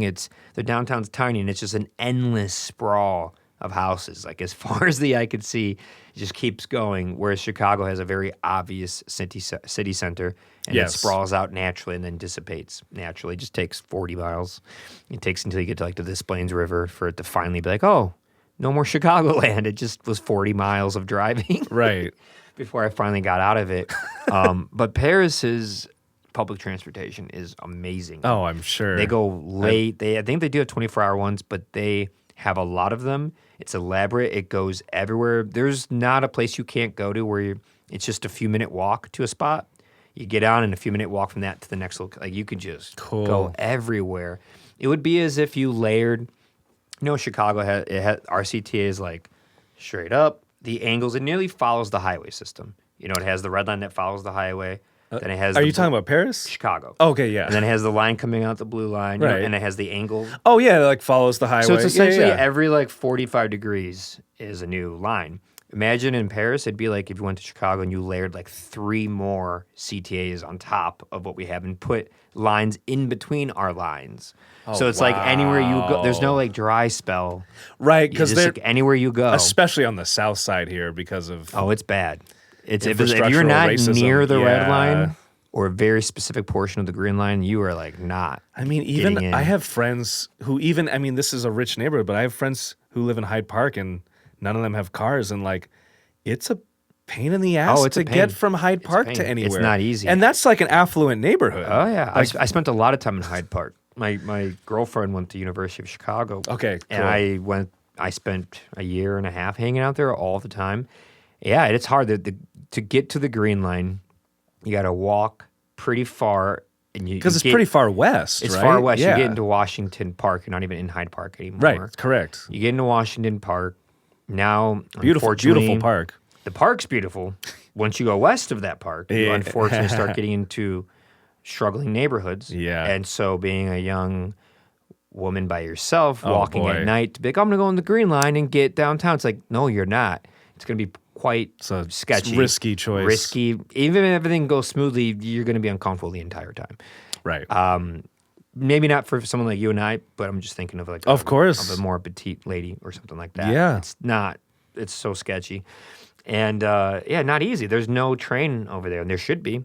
They have an Amtrak over there by 53rd and 53rd and Whole Foods, whatever that spot is. It's right by the lake. It's like Lakeshore. It's not Lakeshore Drive. There's a road over there in Hyde Park. It doesn't matter, but you could take that. That's the only other one, but that's on the far opposite side. You got to walk far to it. They need to have an extension to those areas. The red line should tee off instead of going up and down. It needs to have parts that go left and right, west and east. You know what would have been cool? You know what would have been really cool is, and this is where I love to I'm super progressive, but I really hate when people just suck the Democrats' dicks just because they're Democrats. I'm not a fan of Democrats in general, just for the sake of them being Democrats. And I say it all to say, everything you're saying, it would have been great that instead of I think $900 million that Obama spent on his new fucking library down there. Yeah. That money would have been way better spent on some new public transit, I think, instead of a big fucking fancy ass building where you can. Yeah, it's a lame building too. I've seen it multiple times. It's not that great. It's an eyesore, honestly. It doesn't fit in where it's at. It looks out of place. And I had no idea how much money it cost until a few weeks ago, and I was like, man, that money could have really helped the infrastructure of the south side where you put the fucking building. Mm-hmm. What a slap in the face. Yeah. I used to love my the apartment I would stay at. She lived right by Obama's house. The house that he was at when he went or worked at University of Chicago. Yeah, he was a lawyer before he was in politics. Is that a museum now, or does someone actually live there, or is it I don't think it's a museum. I think it's still his house. So they have normal fence in front of it. Then it has signs that say Secret Service all around it, and it has extra signs and fencing around it. So you can't really get in. And then at the beginning it's a dead end, and at the beginning of the road, the road gets smaller, so you can only fit one car in, and it has a bunch of do not enter signs. It looks like you cannot go in there, although you can, and I have many times. There was a Jewish temple across the street that has this school called the City Elementary School, and I'll go there and do workshops with the kids. It's neurodivergent kids, and I'll go there. So I always see Obama's house, and now that, she's moved from Hyde Park and she graduated, and I don't care because it's legal. Not really. I used to love trying to light a joint and smoke it past that house just to see if the Secret Service would say anything. She didn't like that very much. And I was like, what are they going to do? Right. What are they going to do? Smoking weed. I'm smoking weed. I'm a grown man. I got a beard. What are they going to do? They're just going to be like, get out of here. But nothing would happen, by the way. Secret Service, I know you know that I did that. They had That's them, no, amazing. nothing would happen. I thought it'd be so. How close can I get with a joint before someone says something? These are the things you do when you're in a rich billionaire area called Hyde Park. Because like people are like, why would you do it? It's like, because it's ironic that I'm surrounded by wealth. It's honestly one of the nicest areas. Frank Lloyd Wright houses. Oh yeah, it's super nice. Supreme Court Justice House, like governor houses, President Obama's houses. Like It's literally a beautiful neighborhood. beautiful, rich area. Yep. So why would I do that? Well, because it's funny that surrounding this island of billionaires are some of the poorest neighborhoods in the country. Absolutely. So you nailed it. might as well go outside Obama's house and smoke a joint because I don't know, why not? Apparently there's no rules and no one cares about anything anymore. Can I ask if you've seen any ice raids yourself? I have not seen any myself. Okay, you haven't witnessed any of the There fuckery. hasn't been any really around in Bridgeport. I mean, this is a too pretty much. white. It's a pretty white area over here, right? So these few blocks are because where they're located. It's more of like the old Italian and like Irish that came through. Although I guess that doesn't matter But because just in north Lincoln, in Lakeview, they had a raid. Yeah. So I guess it doesn't matter. It doesn't it's a really white area. matter, but Bridgeport's also extremely diverse. I think it's 30% Caucasian, which is mostly going to be Italian, Irish, Polish. Sure. Yep. Not the same kind of Caucasian foreigners that you think of. You think of Anglo-Saxon one. Right. Especially Italian and Polish ones that built this city, Yep. literally, and the Irish guys. Yep, But absolutely. the Hispanic, so it's like 30% Mexican, 30% Caucasian, It's got to be Asian. 30% Chinese, Right, yep. and then 10% black. So Yeah, I think that it's the seems about right. second most diverse neighborhood outside of Rogers Park. No shit. Yeah, so the Chinese population, very prominent, comes down from Armour Square, which comes down Chinatown. Yep, Right by totally. Chinatown. That so makes it's sense. a massive Chinese population. Yep. The Hispanic population right next to Little Village in Pilsen. We're right there. Yep. And on the west side, it's just all there. And then the Caucasian population are old school Caucasians that are of Polish and Italian descent and some Irish, which is very different from like, hi, my name is Taylor and I'm Anglo-Saxon and I just came in here because I got a job at Salesforce and I'm going to come in and buy a $1 million house and Right. rent. That's not the same kind of Caucasian. The Caucasian demographic's complicated. It's not that simple. It's mostly working class, poor people that have been here Right. for 80 years and literally built this city, and so did their parents, like that kind of thing. Yeah, it's old school. Old school whites. Oh my God, old school. It's not Lakeview whites. No, no. And funny enough, you brought up the Democratic thing. Most people think like, old white people are so racist. Like, you want to know who the most racist people are? Educated liberal people can be the most racist people because they think they know so much that they circumvent their own logic and can't even see what they're doing, their behavior. They can't see that now they're upset about these things because it's happening in their neighborhood. Because it's affecting them. Yeah. Are they actually going to go start a workshop and help the neighborhood? Are they going to go to the food drives? Are they going to go volunteer at Cook County Prison or jail to help people who are different? No. So much of it's so performative. No. So they'll be like, oh, this and that, and everyone's included. Are you going to let them in your house? Are you going to feed them? Are you going to help somebody? You're going to go down to the local library and like read to kids that are black and brown and have a struggling situation? No, you're not going to do any of those things. So I don't really believe you that you actually aren't like that. I'm really so glad don't. you said that. This is why, and anyone who knows me knows this. This is why I don't post like trendy social issues on social media, because even if I believe it, it just comes across to me as so fucking performative. Mm-hmm. It's like, dude, if I'm having a conversation with someone, I'll be like, yeah, fuck Israel, like free Palestine. I'll say it to someone's, but like, it just seems so trendy. And it's like, if you're just saying it, but you're not actually doing anything, it's like, I don't know. I don't want a chance being performative. I want to like, I want to do stuff that's actually making a difference. And like, until I really feel like I am, it's like, why would I post stuff like that? I want to live it with my actions and like in my interactions with people. And I feel really stupid and horrible that, and this is how strong their propaganda is, that like, I didn't really realize what was actually happening in Palestine until like the last year. Before that, like, I didn't really know a lot about it. And my stance used to be like, whatever. I was like, we shouldn't be involved. The U.S. shouldn't be involved. But I was like, I thought it was a war. And then like the more I actually learned and like looked into it and researched, like, oh no, like this has been an occupation for a very, very, very, very, very long time. And yeah, and it's just like now I feel very, very strongly about it. And I just feel very helpless. I mean, because obviously we're not involved, like we're over here and it's not, but I feel like the way that we are involved and how we can start to make a difference is like get fucking Israel out of US politics. Like most of the Democrats and Republicans are all funded by AIPAC. Like they're all taking funds from the Israel lobby. They're not registered as a foreign lobby. Like it's, when I really dug into it, it was like, man, we are controlled by Israel. I mean, we're paying like they have free healthcare paid for by our tax dollars. A lot of countries have a lot of nice things paid for by our tax dollars. That's crazy. And I agree with you, and these conversations should be talked about and had. And two things I wanted to bring up. Yeah. That you're right, and I say this all the time, and I try to live by it. Posting stuff and being very loud on the internet won't really do anything anymore.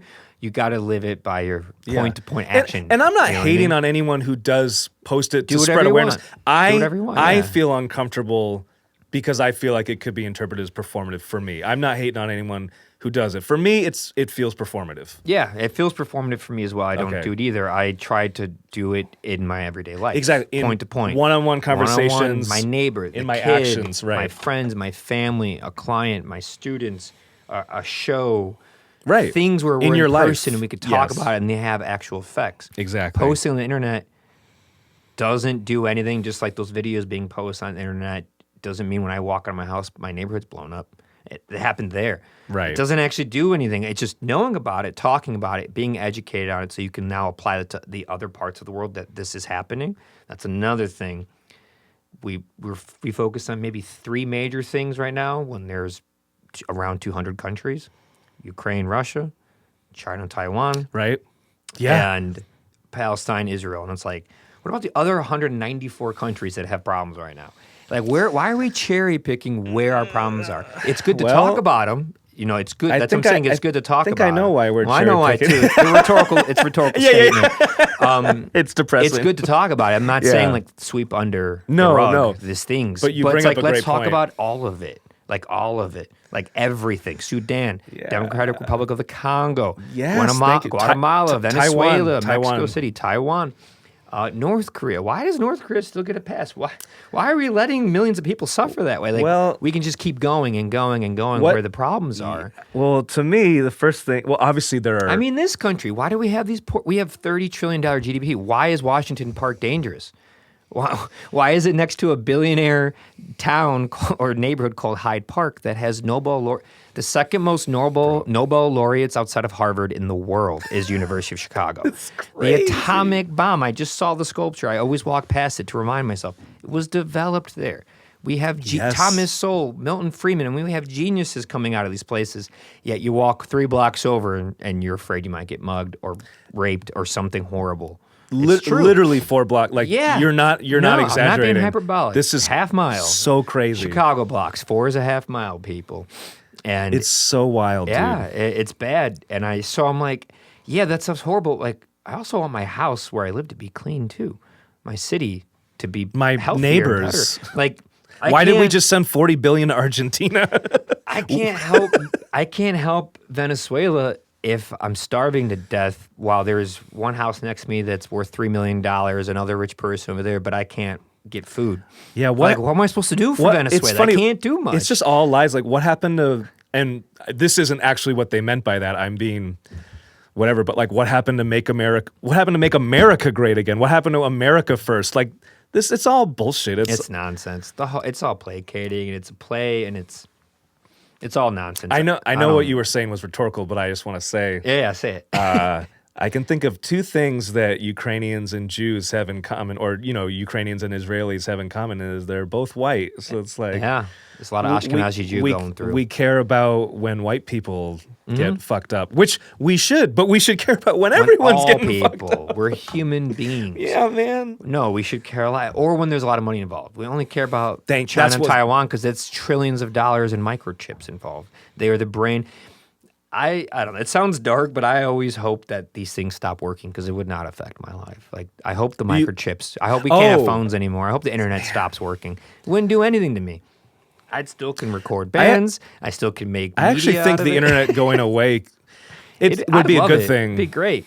It'd be great. I will say it is good for the one thing the internet's and everyone having access to technology is good for is like, I will say like, me and I'm sure millions of other Americans, like, once again, like what's happening in Palestine has been happening since, originally 1948, but the occupation since 1967. It's been happening since 1967, but like we have the internet now and like I can go on my phone, and as horrible as it is, but it makes me aware, I can go on my phone and be like, holy fuck, like this, I can see what's happening. Like our government, they can't hide what some Palestinian uploads to Instagram. Like, no. I can see that. That is a beautiful thing. Not the content is beautiful, but the idea. Yeah. The concept of being able to figure out stuff and find out on your own. That's true. That's the one but beautiful then thing. What happens next? Right, like what do you can I do? Exactly. What can I do about it? So what's the point? You make a great point. Now you're just stressed out and freaking out, and you can't do anything about it. So what is the point? I always feel like, great point. Whenever someone's like, yeah, but now I know. And I go, and now what? What are you going to do with that? Unless you're going to do something productive with that information. It's just harming us. That's what I try to do. I find out the information. The best productive thing I could do is be nicer to everyone I meet, because this is what happens when people are not nice to each other and don't care about each other. Don't go down that path of violence and war. So I can at least see it and learn how to be a better person. But is everyone doing that? Is everyone seeing it and being like, man, now I want to start, first of all, watch and get more inspired to do positive things. I'm going to go out and be nicer to people, help people, leave an extra $1 for that server because I have it and they don't, whatever it is. Buy stuff from street vendors. Vendors, donate to someone, an artist who's doing really well and help them out, whatever it is. But are people doing that? If you use the motivation for the dark things that you see, but you're grateful that you're now enlightened to know it so you have a better scope of the world, and you take that inward and put it towards, plant that seed and put it in positivity towards the world around you, that's not the worst thing. I just don't believe most people are doing that because they just go on to the next thing and they scroll to the next video. And they really want to just check their Amazon delivery and see how many houses away it is. Like, that's really what they want to do. And they want to make sure that their Uber Eats is Wait, you just brought up something I want to talk about. I want to know if you feel this way. It bothers me when and honestly, I really should just really go the full way and just stop using Amazon and just cancel my Amazon account because do it. I really should. But I will say up until this point, like when I have used Amazon and I see, I don't have Prime, I have normal Amazon, and I'll order something and it'll be like, sometimes it'll be there tomorrow, and it's like I don't think about like, oh, that's awesome. I think about like, this isn't normal. Like, we shouldn't, like, who is, like, that doesn't just happen without people being exploited. Like, oh my God, we don't fucking need our packages in 2 days. Like, if someone can, like, absurd. I would rather someone not have to piss in a bottle and make a living wage, and I can wait a week to get whatever stupid shit I bought. 1 week. It's ridiculous. And it's just, if you need it that bad, go walk to Target and get it. You know what I mean? If you really need it that bad, just go get it. What bothers me is like, you're a millennial, right? Yeah. What bothers me is I'm 89. You sound like 88. Oh, like year? Yeah. Yeah, I am 88. Yeah, I'm good at math. I'm very close to 89 though. I'm very close to 90. I'm mid-December. I'm mid-December. 88. Wait, what day? The 14th. Are you the 14th? Do we have the same birthday? No. Yeah, we do. No way. Dude, we have the same birthday? Really? So you're exactly 1 year older than me. December 14th, 1989. You're December 14th. I didn't know that. Wow, what are the chances? Same birthday. A 1 in 365 chance of happening. We got it. Okay, well, what I was going to say is you and I, like, we remember a time when packages came in like 1 to 2 weeks. Like, what trips me out is like, Gen Z and younger, like this is getting your package in 2 days is like gonna be normal to an entire Day of. generation or day of. Like, Do you want it later today? Like, this that's is not crazy. normal. Like, no, it's absurd. And to so be able to do that. because they're growing up like because we have the experience of like it hasn't always been that way. Mm-hmm. So we, it's not that we're smarter or better people, but we're like, wait, it hasn't always been that way. Who is being exploited for this to happen? People who are just growing up in this the norm, they're not even going to think about that. No, they don't even know about being exploited because they don't even work. They can't even They comprehend don't even it. work yet. They don't even work. They can't even be like, I get exploited at my job. It's like, you probably do. You work in a warehouse and you make Right. $12 an hour. Yeah. I worked at UPS for over 7 years. So what shit. what we're talking about, I know very well, like on every level. Oh, you really do. Oh yeah, and I did a lot of jobs there, and I know this. I was a safety team leader, so I know all about how dangerous doing that stuff is. I mean, on average, I'd move 1,000 packages an hour. Are you serious? Oh yeah, that was kind of like the benchmark of what we were expected in primary, which is people who unload trucks. Then there's small sorts. 1,000 an hour? 1,000 an hour, pph per hour. Yeah, packages per hour. And I would try to do 1,000 an hour. I had to train myself to think of it as like a gym class, like working out, because it was so brutal and dangerous that if you didn't, you either would resent it and get hurt, or you would get hurt and not resent it. But I was like, I'm not getting hurt, although I got hurt a lot there. I completely broke this thumb and flattened that bone with like 300 pounds of steel rollers that fell on them. Oh, fuck. I pulled my back muscle a few times. It still was kind of weird. I've gotten endless paper cuts and gashed up and I'm cut sure. up, endless amount. But it's a very difficult thing, a very hard job, one of the hardest jobs I've ever done. It's made every job easy, honestly, since then. But Wow, yeah, the relativity. Oh yeah, when someone's like, I gotta work, I'm like, you don't gotta work. You gotta sit at your house, take a bunch of breaks, because you have a white collar job. I love that you say that, because I'm really thankful that when I was younger, I worked 3 really shitty retail. I worked in the warehouse at Ocean State Job Lot, which is $7 an hour. Right. I worked at music store, I think was $7.50, $8 an hour. And then I worked at Costco for a while, which was the most money I'd ever made, which now is level. It was $11 an hour. I thought I was making the big bucks. Baller. That was, horrible. Just grueling. Like my shift was 5 a.m. to 2:30. Were you stocking stuff? No, to me, it was worse. I was the fucking rotisserie chicken guy. And dude, you're only in 2 places. You're either in the freezer or you're in front of the fucking oven. And so because you're going constantly into the freezer, so I'm wearing like these I'm wearing thermals in the summer, and I have this freezing, coat so I can go in the freezer. And then you're wearing the same shit, and you go through a door and you're in front of a 400-degree oven, and I'm wearing thermals, and it's just, oh my God. But I bring that up to say I relate to, like, I'm so glad I worked those horrible jobs. Yeah. Because it makes me so grateful that, like, I get paid to play music now. Slap the bass, get paid. No, I always tell sorry, students. I didn't mean to interrupt you. I You try to keep tell going. young people, get a job. It's going to suck. Who cares? You have parents that pay for your house, then do this for your own future health, like your own character building. You need to understand what this stuff really is. You can't just go around not doing it. Because like you said, you won't have life experience or character that makes you a good person as an adult. Like, you can hypothesize about it. You can be like, I can imagine what it's like. No, you but really you can't. Right. You really if you can't. haven't done any kind of bullshit, horrible job, you really can't. If you haven't, really can't. How can you? Because you don't have any concept of. No. And I always want, I don't want too much of it, but I always like a steady drip of like 5 jobs a year that are terrible. Just really? To ground me back. Like still? Yeah. Like I just did one on Saturday. I had to put up a 300-pound steel I-beam underneath my parents' house with like 28 inches of clearance in a crawl space that is wet and gross and disgusting. And it was very dangerous, and someone could have died or got hurt. If that fell on you, you're done. Oh, you're done. And there's nowhere to move. And I was so sore. We had to plop it up and raise it up, and I had to build a little ramp to go over the sewage pipe. So if it fell in the sewage pipe, it would explode and we'd get covered in crap. And it was a terrible job. I mean, it took us 4 hours. I was down there. I was so crunched up when I came out of the hole and climbed out of the window.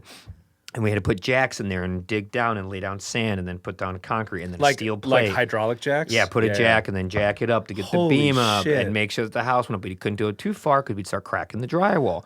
That's scary. It sucked. And I'm like, but it's just 4 hours. And it's a free job. I'm helping my family. It's for my parents. Hell yeah. But it's like, people do this all day, every day. Right. Like, and that's for real. The perspective it gives you. And so I'm like, I'm glad I don't have to do this. I'm glad I know how to do it. I'm glad I'm not afraid to do it. But I'm glad I don't ever have to do it except for once every few years I got to do something like this. And it reminds me of like how I get to go sit in my room and just edit stuff and email and post on Instagram. Yeah, we're so coddled. And go and sit in a classroom and talk to students who pay to be there and like have people come to my house and record. Like it's mentally stressful because you're trying to juggle it and keep it growing, but it is not hard when it comes to like my life. We're not in a coal mine ruining our lungs. No, I have all my digits. I have all my digits. I have all my digits. Yeah, that's anyone who's been in construction a while, they know they call them digits. I got all my digits. That's what my dad says whenever I'm like, Dad, how did you work at Ryerson Steel for 40? Like, how did you work in the steel industry for 43 years? And he just like, he always goes overtime. You know, he always has some funny old man remark. Like, what? That doesn't answer. So you worked more? That's how you did it? Because you worked more overtime? But he'll just be like, I'm just glad I got all my digits. He's like, look at that attitude. He'll stare at metal. He says the funniest stuff. He'll stare at like gutters at like a party, like an old man just staring at like sheet metal. And I'll walk to him like, what you doing, Dad? And he's like, just admiring the metalwork because he'd always ship and cut all that stuff. Oh. And he would just say funny stuff like, a lot of guys lost a lot of limbs. I'm like, what? He's like, oh my God. Yeah, and he was just like, there's a lot of drugs, a lot of alcohol. And I was like, okay. And he's just like staring at a gutter. Like, that's what he says. I'm like, what kind of PTSD did you go through? He needs to be on the internet just saying that My dad stuff. Has no digital footprint. He could disappear. He does not have a phone.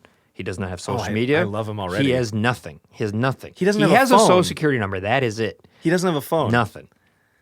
My mom bought him a flip phone that lives in a sock drawer that never gets used, and the battery's always dead. Oh, man. And now you think he knows what it is. He's called me once in my life.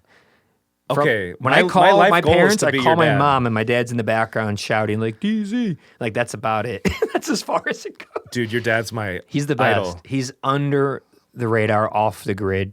He exists only because he has a social security number, but he has nothing else tied to him.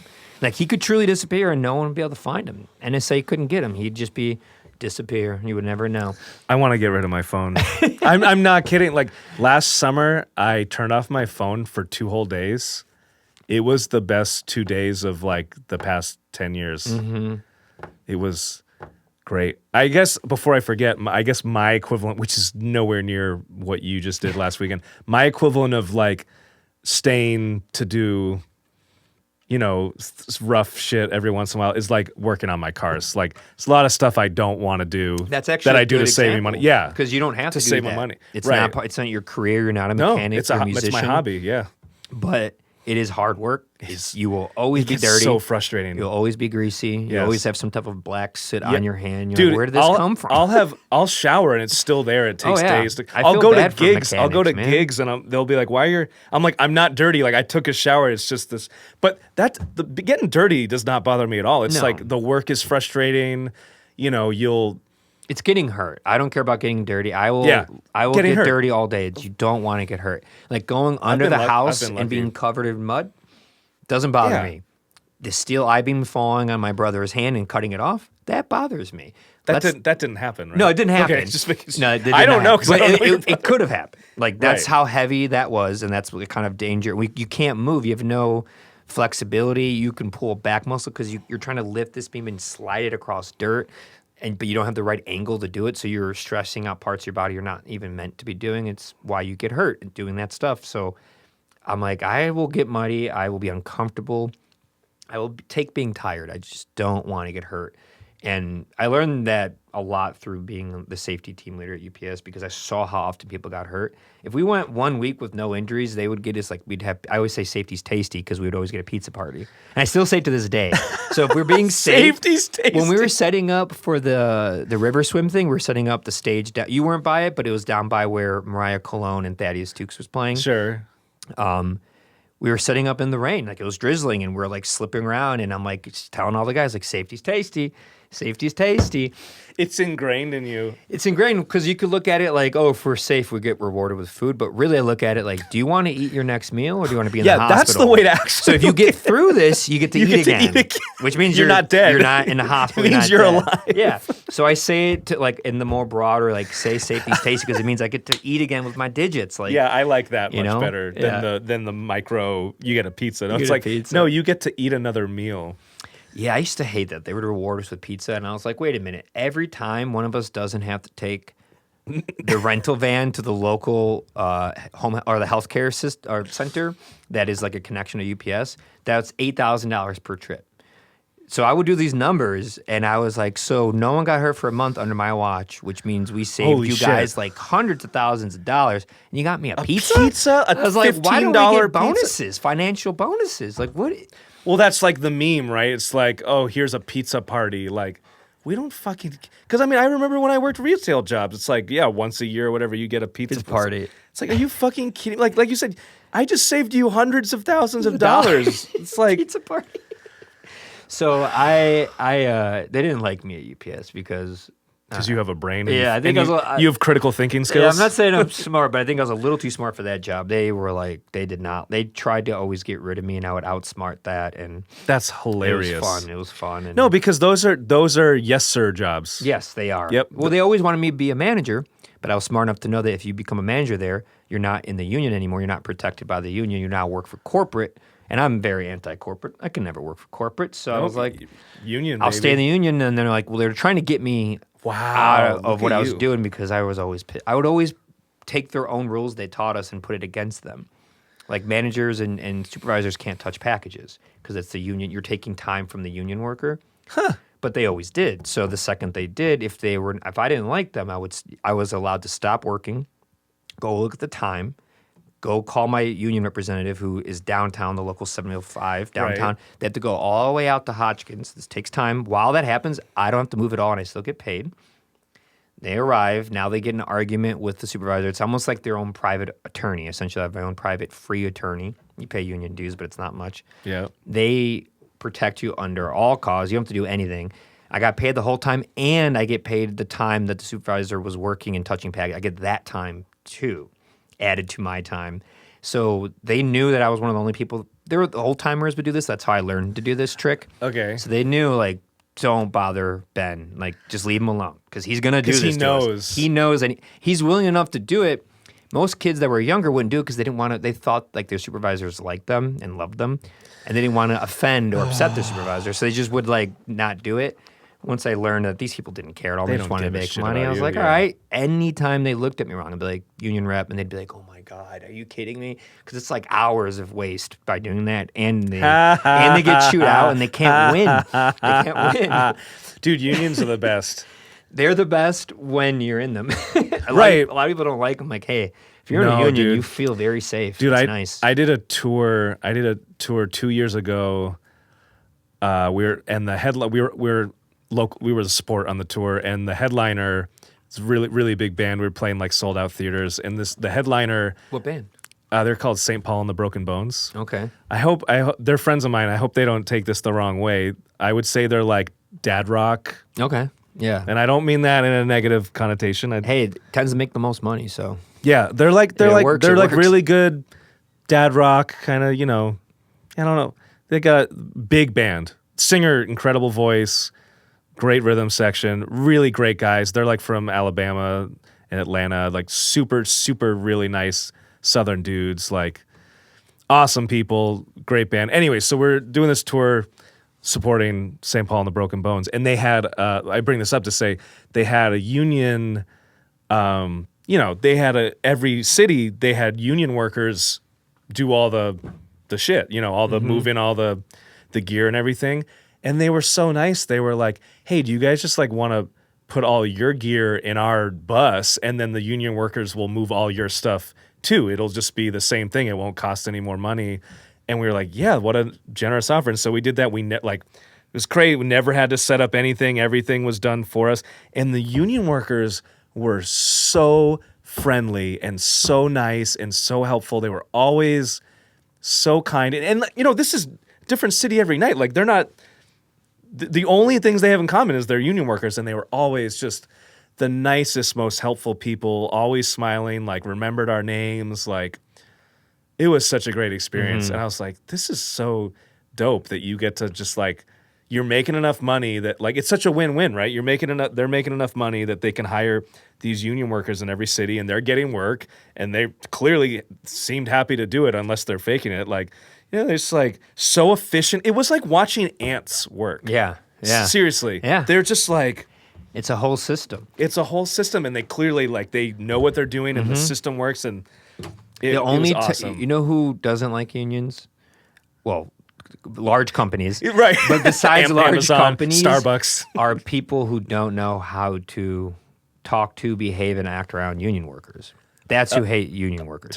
Tell me more. So it's the same type of people that hate the French because they think they're assholes. It's like, no, you're an annoying American. There's a big difference. I'm an American, born and raised. I have a Southside Chicago accent, Yeah, Chicago. you do. And I went there and had no problems. It's because I'm a nice, pleasant person. That's all it is. I wasn't being obnoxious. I wasn't so going to funny. restaurants telling them to take photos of me. They don't like that. That's not what they do there. Oh, God. So if you go there and your name Cringe. and your name is, Angelica, and you go to Paris and you go to a nice, cute cafe and you go to the waiter and you're like, excuse me, can you take this photo of me? They're going to give you a look and they'll do it. They are not going to be happy. And you're going to think, what's wrong with them? That's because they're not dumb enough to think that this is like a conducive part of reality and productive society. They got bigger fish to fry, and they think what you're doing is stupid because it is. Take your own photo. If you really want a photo, just take it yourself. Don't be asking these waiters to do it. These people who are working. It's their job to work, not take your photo.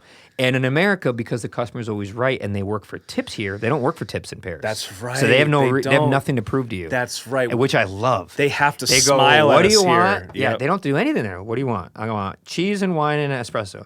Okay. 10 minutes later, it comes. They put it down. You don't see them again. Yeah, they're not working for tips. You don't see them again. I love it. The only time you see them again is if you're there a long time. They might come by to clean up the stuff. You can maybe order one more thing, but they don't bother you. You don't bother them. They brought you your thing. You got your thing. That's No great. tips. No fake attitude. No putting on. So is everything okay? There is no customers always right because there's no money exchanged there. You did a good in service. It was $15 for that. Here's $15.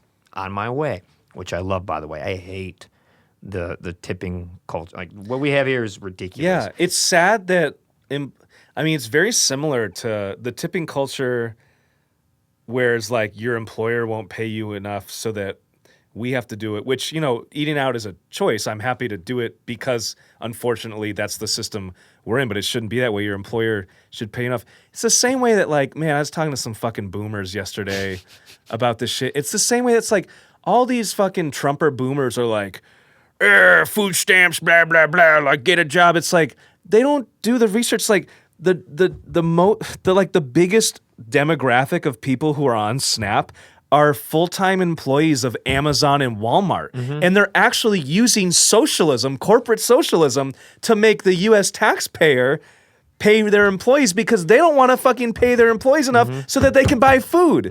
It's like, when are we going to stop punching down and blaming the little guy? I have a friend who is he's a Republican and he likes Trump. And like yesterday I was like, and it's, and this is why I think it's important to have relationships with people you disagree with, because if it's some random person on the internet, I'm going to be honest, like I'm probably going to be mean. Not like I should, but that's on me. But like when it's someone I have a personal relationship with, I have empathy because I see them as a human and I find a different way to say it. And I said to my friend yesterday, I was like, man, like you have a great life. Like, and like Amazon and Walmart and these big corporate, like they're not paying their people enough so that they need to, that they need our tax, they need social services because their employers not paying enough. And I was like, why? Like that's such low hanging fruit. Like you're an affluent man with a great life and a great family and a great job. It's like, don't you think you're like picking low-hanging fruit, like blaming the fucking poor working class workers who are...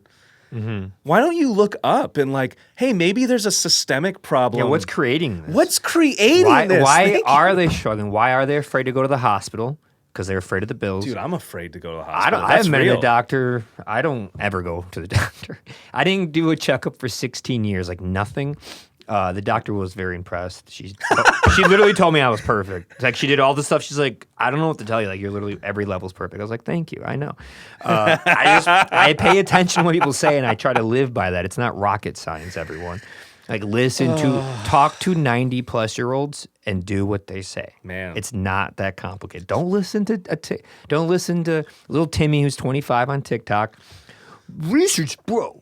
It's like go talk to Gladys that is 96 that made it through all the world wars, and be like, what do you do? What are you doing right now? And she goes, well, I hang out with my lady friends and we go for a walk. Boom, right there. Well, actually, cardio. You're 96 and you're going for walks and hanging out with your lady friends, so socializing and movement. Cardio, movement. All right, that's pretty good. And then socializing for your mental health. Yep. Socializing helps you, like what you just said, talking to someone of the opposite political party. Yeah, I think it that's helps important. you to see reality and fact check your own reality. Is it distorted? Is it real? Yes. Is this a figment of my imagination? If you don't do that, you don't get that feedback. I am very opposed to the echo chamber. Oh, it's the And worst. when I say echo It's the chamber, worst. I'm not just talking about Trumpers. I'm talking about Everything. liberals. Any echo chamber. Liberal echo chambers are bad. I'm the black sheep of my family. My brother and I, he's 2 years younger than me. We're very close. And my brother, just like my sister and my mother, and my dad was too before he died, they're all super heavy conservative evangelical Christians. I was raised in that. I was an evangelical Christian We till have I the was same birthday and the same upbringing. Yep, I was an evangelical Christian till I was about 22. Like, I've only been agnostic for like about a decade. Like, it's crazy. So anyways, all I'll say, my brother is like super heavy into and he's like a past. And so, but like I have a good relationship with him because I've accepted that like he believes what he believes and we're never gonna see the same way on religion and spirituality because he believes in a God that, you know, that this is faith-based stuff. This isn't stuff. Sure. So sure, I'll let him have that. We can agree to disagree there. But like, yeah, we still talk about stuff and we've been like, I think he's pretty close-minded and he's if you've raised evangelical, it's like it's a brainwashing. They give you like automated responses to everything. But it seems like he's getting better. Like he voted for Trump the first time in 2016. Now he sees that Trump is a monster and like a evil, horrible person. And now we've started having discussions about Israel and the genocide, and like because he's an evangelical Christian, like they are brainwashed to be like Israel's the best. Israel can do no wrong. The Jews. Well, I mean, we love the Jews, and this is the propaganda. It's like we've been told that like if you're anti-Israel, that you're anti-Semitic. It's like it could not be. Anti-Zionism and anti-Semitism are like completely different. They are separate things, and that's where the Zionists have done the gotcha on America. It's like, oh, you're anti-Semitic. It's like, no. I'm not going to speak for anyone else. I fucking love Jewish people. My godparents are Jewish. My godfather's Jewish. His fucking, dad was like, I mean, the shit he's told me about what his dad dealt with and like immigration and all the shit he dealt with. It's like, no, Jews are awesome. But the Zionists, that's a separate thing. It's like, it's an occupation. It's like, so anyways, my whole point is like, You got to talk to people who don't believe the same thing you believe, because otherwise you're going to get stuck in an echo chamber. It's also fun. It gives you start to be like, oh, I didn't think about that. Once in a while, they literally could have a better point and idea than you do.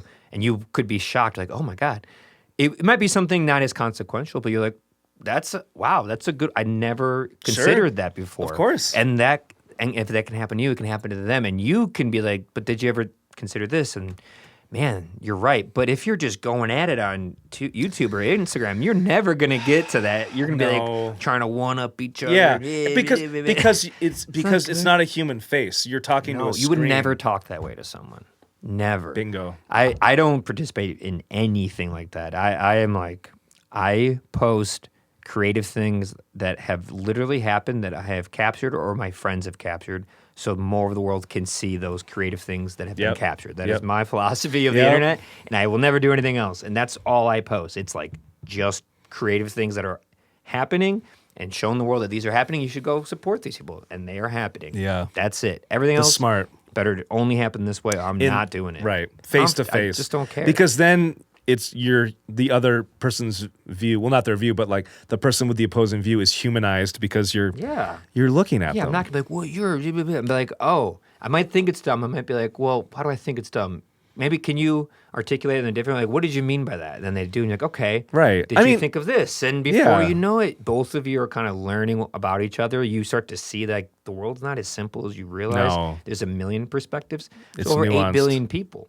You're not going to have anybody who thinks the same. So like, why is everyone holding everyone up to these impossible standards? Like, this is crazy. Yeah, I mean, you might still disagree with someone and be like, no, like I completely disagree and that's wrong. But like, you're not going to be an asshole about it. You're gonna be respectful. Yeah, and they're more hopefully likely to see what you're seeing if you're nice. That's also such a great why point. would someone be like, man, that person was so mean to me. They threw a brick at me. They hate me. They call me all these obscene things. But I see their point. Yeah, good guy. I could see where he's coming from. Or you meet someone that looks so different from you, has an accent, different culture, different beliefs, but they're nice, and you break bread, and you have a drink together, and you're talking for hours. Before you know it, you realize you have 80% of the same things in common. You just grew up believing a different God. But even the God that you believe they're different, you have the same ideas of what you think they are and what they mean to you.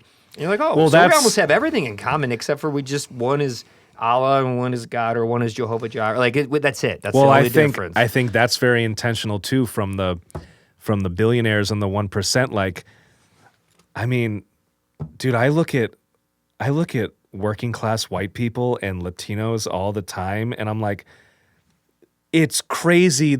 You guys should be best friends, but the politicians have told you they take your jobs. You know, it's like this is what we need. Class consciousness. It's not all about class. It's not brown versus white. Money. It's not black versus brown. It's all about money. It's about always class. been like that. And everything's about money. And I feel, I don't want to be naive, but I'm hopeful from what I've seen on the internet with like, not from posts, like from comments from real people.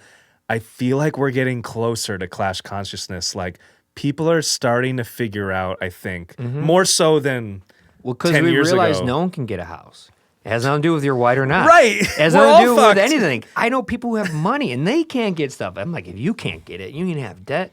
How is that? I'm like, I'm just expecting, I think I'm just going to work until I'm like 85. Like I'm not planning on a retirement because I don't see a future where I could have one. Dude, so I'm like, I'm just going to work forever. One of my childhood best friends, we've been friends literally for like 20 years.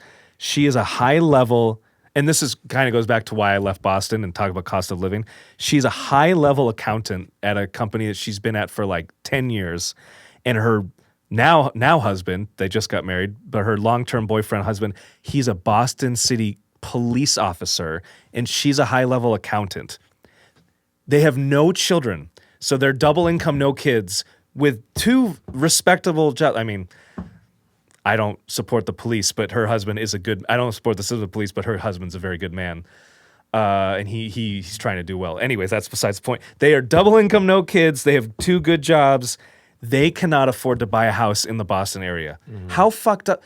That is a systemic problem. That is the system is not working. No. For 2 white Americans, double income, no kids. The system's not working for them. I went to college too. Oh yeah. Yeah, exactly. Both of them. Yeah. No, it's not. You're right. It's not working for anyone anymore. You will see more issues with different races and financial things. That's a history that created that. Of course. But where we are in 2025, it's money on top of money on top of money. The less you have, the more no one cares about you. You can look anyway. It does not matter. And you know how I know it's true is you can look anyway and have a lot of money and everyone loves you. You look at most famous musicians and most famous athletes are black. Oh, yeah. True. They just are. Yeah. No one has a problem with that. It's because they have the money. It doesn't matter what your race is. People have told us it's about religion. No, it's about money, dude. It's about money. It has been about money for a long time. It is about money, comes with power and comes with titles. As soon as you strip that away, these things start to they fall apart. You realize how arbitrary it is. Why would I treat someone that way? You wouldn't, but because you have all this money and you can afford to do it, then you do. You start to do it. You other people with money. Money can allow you to other. You can truly have a private jet, a private driver, a private this. You don't have to leave your house. Everything can be brought to you by people that are almost enslaved. They just get, $15 an hour when they should get $50 an hour. Exactly. Yeah, that's what you start to disconnect. It's dangerous for society. So stay off the internet, people. Talk to people. Be nice to people. In person. I forgot the union thing. What people think unions are bad besides corporations. They don't know how to behave or talk to them. Oh, yeah. These are tough people. Most of them did not go to college or escape a lot of the upbringing they came up in. They've worked their asses off. Hardworking people who don't get a lot of respect. Like Rodney Dangerfield would say, get no respect. And so what they don't need is somebody coming into their job and being like, you got to do this, this, this, and that. And they're like, whoa. I know how to do my job. I know how to do my job. You don't sound like you respect me. And I'm a person that, like, all we have here is seniority and respect because if nothing else. Wow. There is no higher thing. There is no one saying, like, yeah, but I got my MBA from Duke. Oh, but I got mine from Stanford. Oh, I'm better fit for manager. It's like, no. I've started at 18.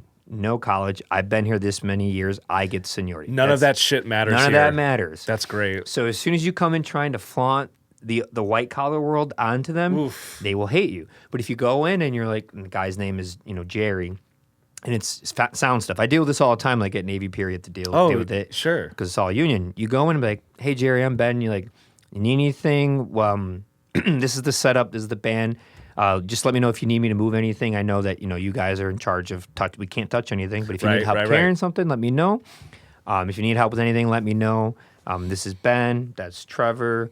We're here all day working with the bands. That's our gear up there. So just let me know. I know it really well. Let them know that like if they need something, they can do it. But don't go in happy to help. But if not, but don't be condescending, right? But if they don't seem like they want to help, then you can't legally touch anything. So just leave it alone. Let them do their job. It's when you break their rules. Very simple rules. If I just go in touching stuff, they'll be like, whoa, what are you doing? If I waited 5 seconds and walked in and said, do you mind if I move any of this stuff? They'll go, oh yeah, sure. 180-degree response, same context, same material. It's because I asked. Because they don't have anything else going. They don't get paid handsomely well. No one respects them in society. Nobody cares about them. Yep. They get very little respect. So just like be kind in little tiny transactions. And they'll be like, oh yeah, sure. It happened at Navy Pier. I was really worried we weren't going to be able to do anything. We were told we can't touch anything. One union guy came in and was like, no one touch anything. He walked away. I went up to the guy we were actually working with. I forget his name. We'll call him Tom. I'm like, Tom, do you mind if any of us move any of this stuff or get out of the way? I know it's really heavy. Oh, yeah, move whatever you want. It's fine. Do whatever you want. Move anything. Don't even ask. Like, you're good for the whole day. Oh, nice. Oh, cool. Because one guy was like, you can't, but it's because he was a supervisor. He was just keeping an eye on his guys. Oh, you know what I mean? Yeah. He left. You asked the next person in charge, is it okay? Yeah, it's fine. If I ignored that supervisor, if I just started moving stuff without talking to Tom, he'd be like, what are you doing? Why? Who said you can do that? Nothing changed. I just didn't respect him and give him a heads up. So he's aware of like his surroundings and his job is now going to be smooth sailing. That's how you deal with union people. Most people don't know that. They just go in. Those union guys are such assholes. They won't let us do anything. Well, how did you approach them? How did you talk to them? What did you say to them? What were you doing? Right. What were you doing? Yeah. What did you do to upset them that much? So much comes back to just respect. Respect. Money and respect. That's pretty much all we really want in life. Should we talk about music at all or just... We can. We also, it's been 2 hours. It's already 1:21. It's been 2 hours and 20 minutes. Wow. We started at like 11:05 or something. Yeah. Yeah. I mean, I don't care. I have to actually end soon. Okay. Yeah, maybe. That's cool with me. Hold on. Sorry, I'm got to record at the Old Town School of Folk tonight. Oh, yeah? Yeah. At the Lincoln? Yeah, Lincoln Square. My friend Fugu Dugu, the band is playing, and we're filming and recording their entire set. So it should be a pretty big gig. Cool. Yeah, it's fun. So we got to get there early, set up everything, batteries, all that stuff. Nice. Yeah. Might be a union worker. Their sound person might be a union sound person. And you just be nice people. Respect them. But I feel like we could talk forever. We should just do this again, So we can continue with music and cars and technology. Yeah, I'm down. And whatever. politics. We have the same birthday. That's crazy. That's crazy. Same birthday. Similar upbringing. I grew up in the church. My grandfather was a reverend, built the church. My uncle was a reverend. Wow. My father was a deacon. My mom taught Sunday school. I taught Sunday school. I did it so I can get out of. I was tired of listening to sermons, so I was like, I'll go teach Sunday school. So what's your? I mean, are you non-denominational Protestant? I guess. No, you'd like say. what? I mean, are you a Christian now? Are you agnostic? I am or open atheist? to the wonders of the universe that are mind blowing. In a Christian No, evangelical way. No, Okay, in no. I don't know. I have no answers. Not specifically Christian or spiritual or Okay, Muslim. so that or sounds agnostic. Atheist. That sounds pretty I'd say the agnostic to best me. you can hope for is agnostic. I don't think anyone could be truly atheist because. I think atheism is arrogant. Well, it's an ironic statement. Exactly. You're saying You're sure. you know that there Right. is nothing, but you can't prove any of it. So the I best you could completely say agree. is agnostic because I can't prove there it doesn't Yeah. or doesn't exist. I'm I'm just kind of curious, and I want to spend Bingo. my entire life pursuing the curiosity. Yeah. I really don't know. I know something's going on. That much I know. I just don't know quite what it is, and I think that's okay. I think that is okay. Something's going on. It's not just like we're meat and flesh and we just die and it's over. Life's too weird. There's too many things going on. There's superpositions and there's black holes that we can go infinitely. Going down is bigger than going out. That's how complicated our universe is. So going down to like the molecular level and then to the atomic level and then down to the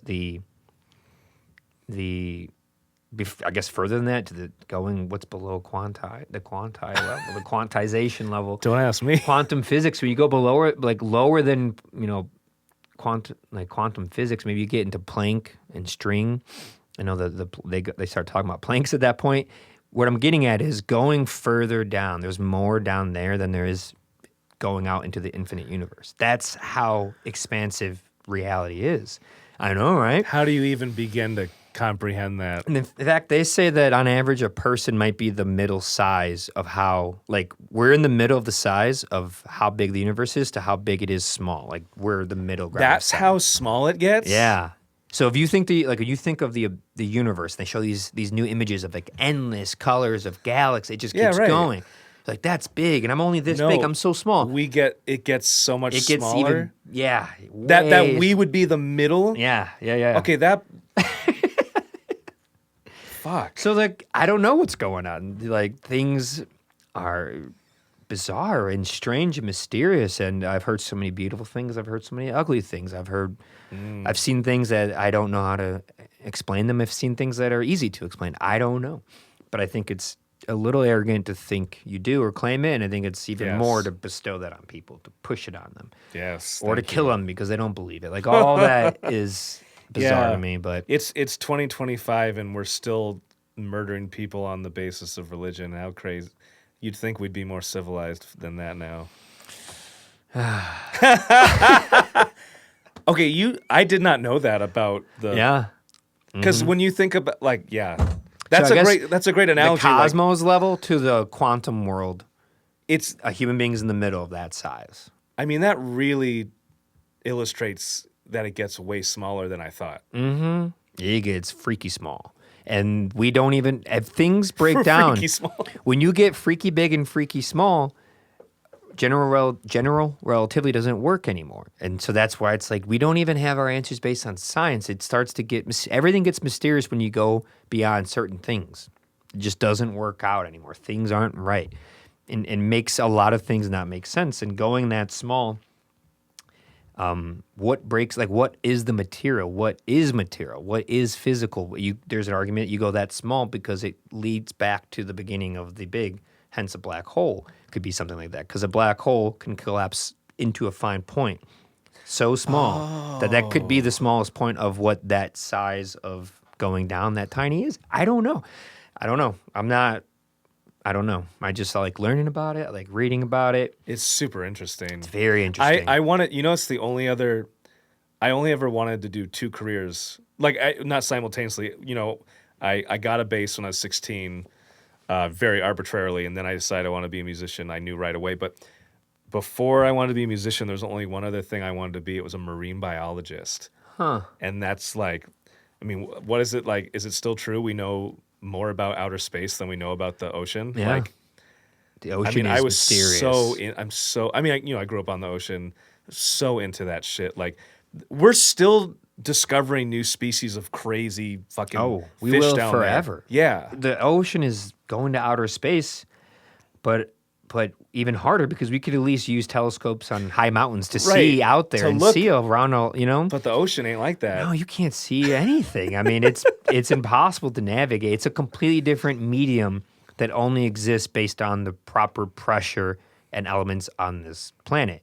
They're all physical mediums, air to water to gas. It's just how much pressure and density do you have across all of them. Like the only reason why you can hear me right now is because air is a physical thing. Right, it's carrying the sound waves. Yeah, it has to move in a space where the molecules can propagate and touch off each other with that physicality to it. It's just not enough to where it's too dense and it turns into something different, or it doesn't have the right elements and it turns to another thing, like a solid, a liquid, or a gas. It just has to do with barometric pressure, temperature, and density. As soon as you start changing those things, you get new things. You might have one element that's very volatile and unstable. You take out one carbon, and now it's a completely new thing. I don't have any answers. I'm like, dude, this world, this universe is endless. You can think and try to figure out everything forever, and you'll never even come close. No. So why do I think I know the answer about life and death? Like, why is that the one thing I somehow figured out of everything? Man, that's the hardest one to figure out. Thank you for saying that. So why would I figure out? I mean, I can't even figure out why this table is solid. Like, that blows my mind. Why would I know what happens next? Why would anybody know? I couldn't have Why do said we it want to know better. so bad? Just live now. Just live now. Be nice now. Why are you worried about that?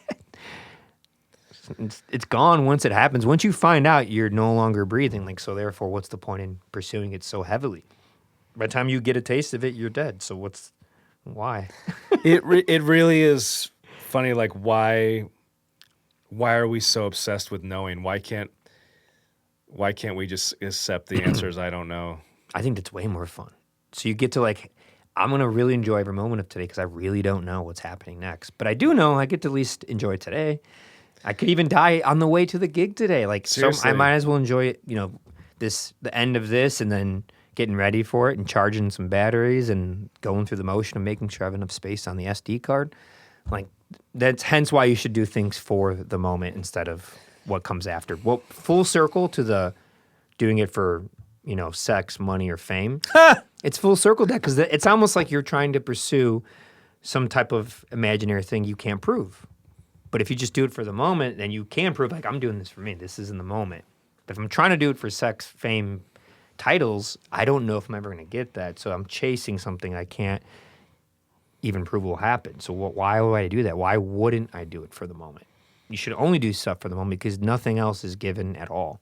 Dude, to what you said before that about saying I don't know, one of my favorite lyricists, this guy, David Bazan, and he's a former evangelical turned agnostic, so he has like the same upbringing as us. His dad was a pastor, and he wrote this album called Curse Your Branches, which fucking, music journalists called a breakup album with God. And it really was. It was like the first full length he made after he realized he didn't believe anymore.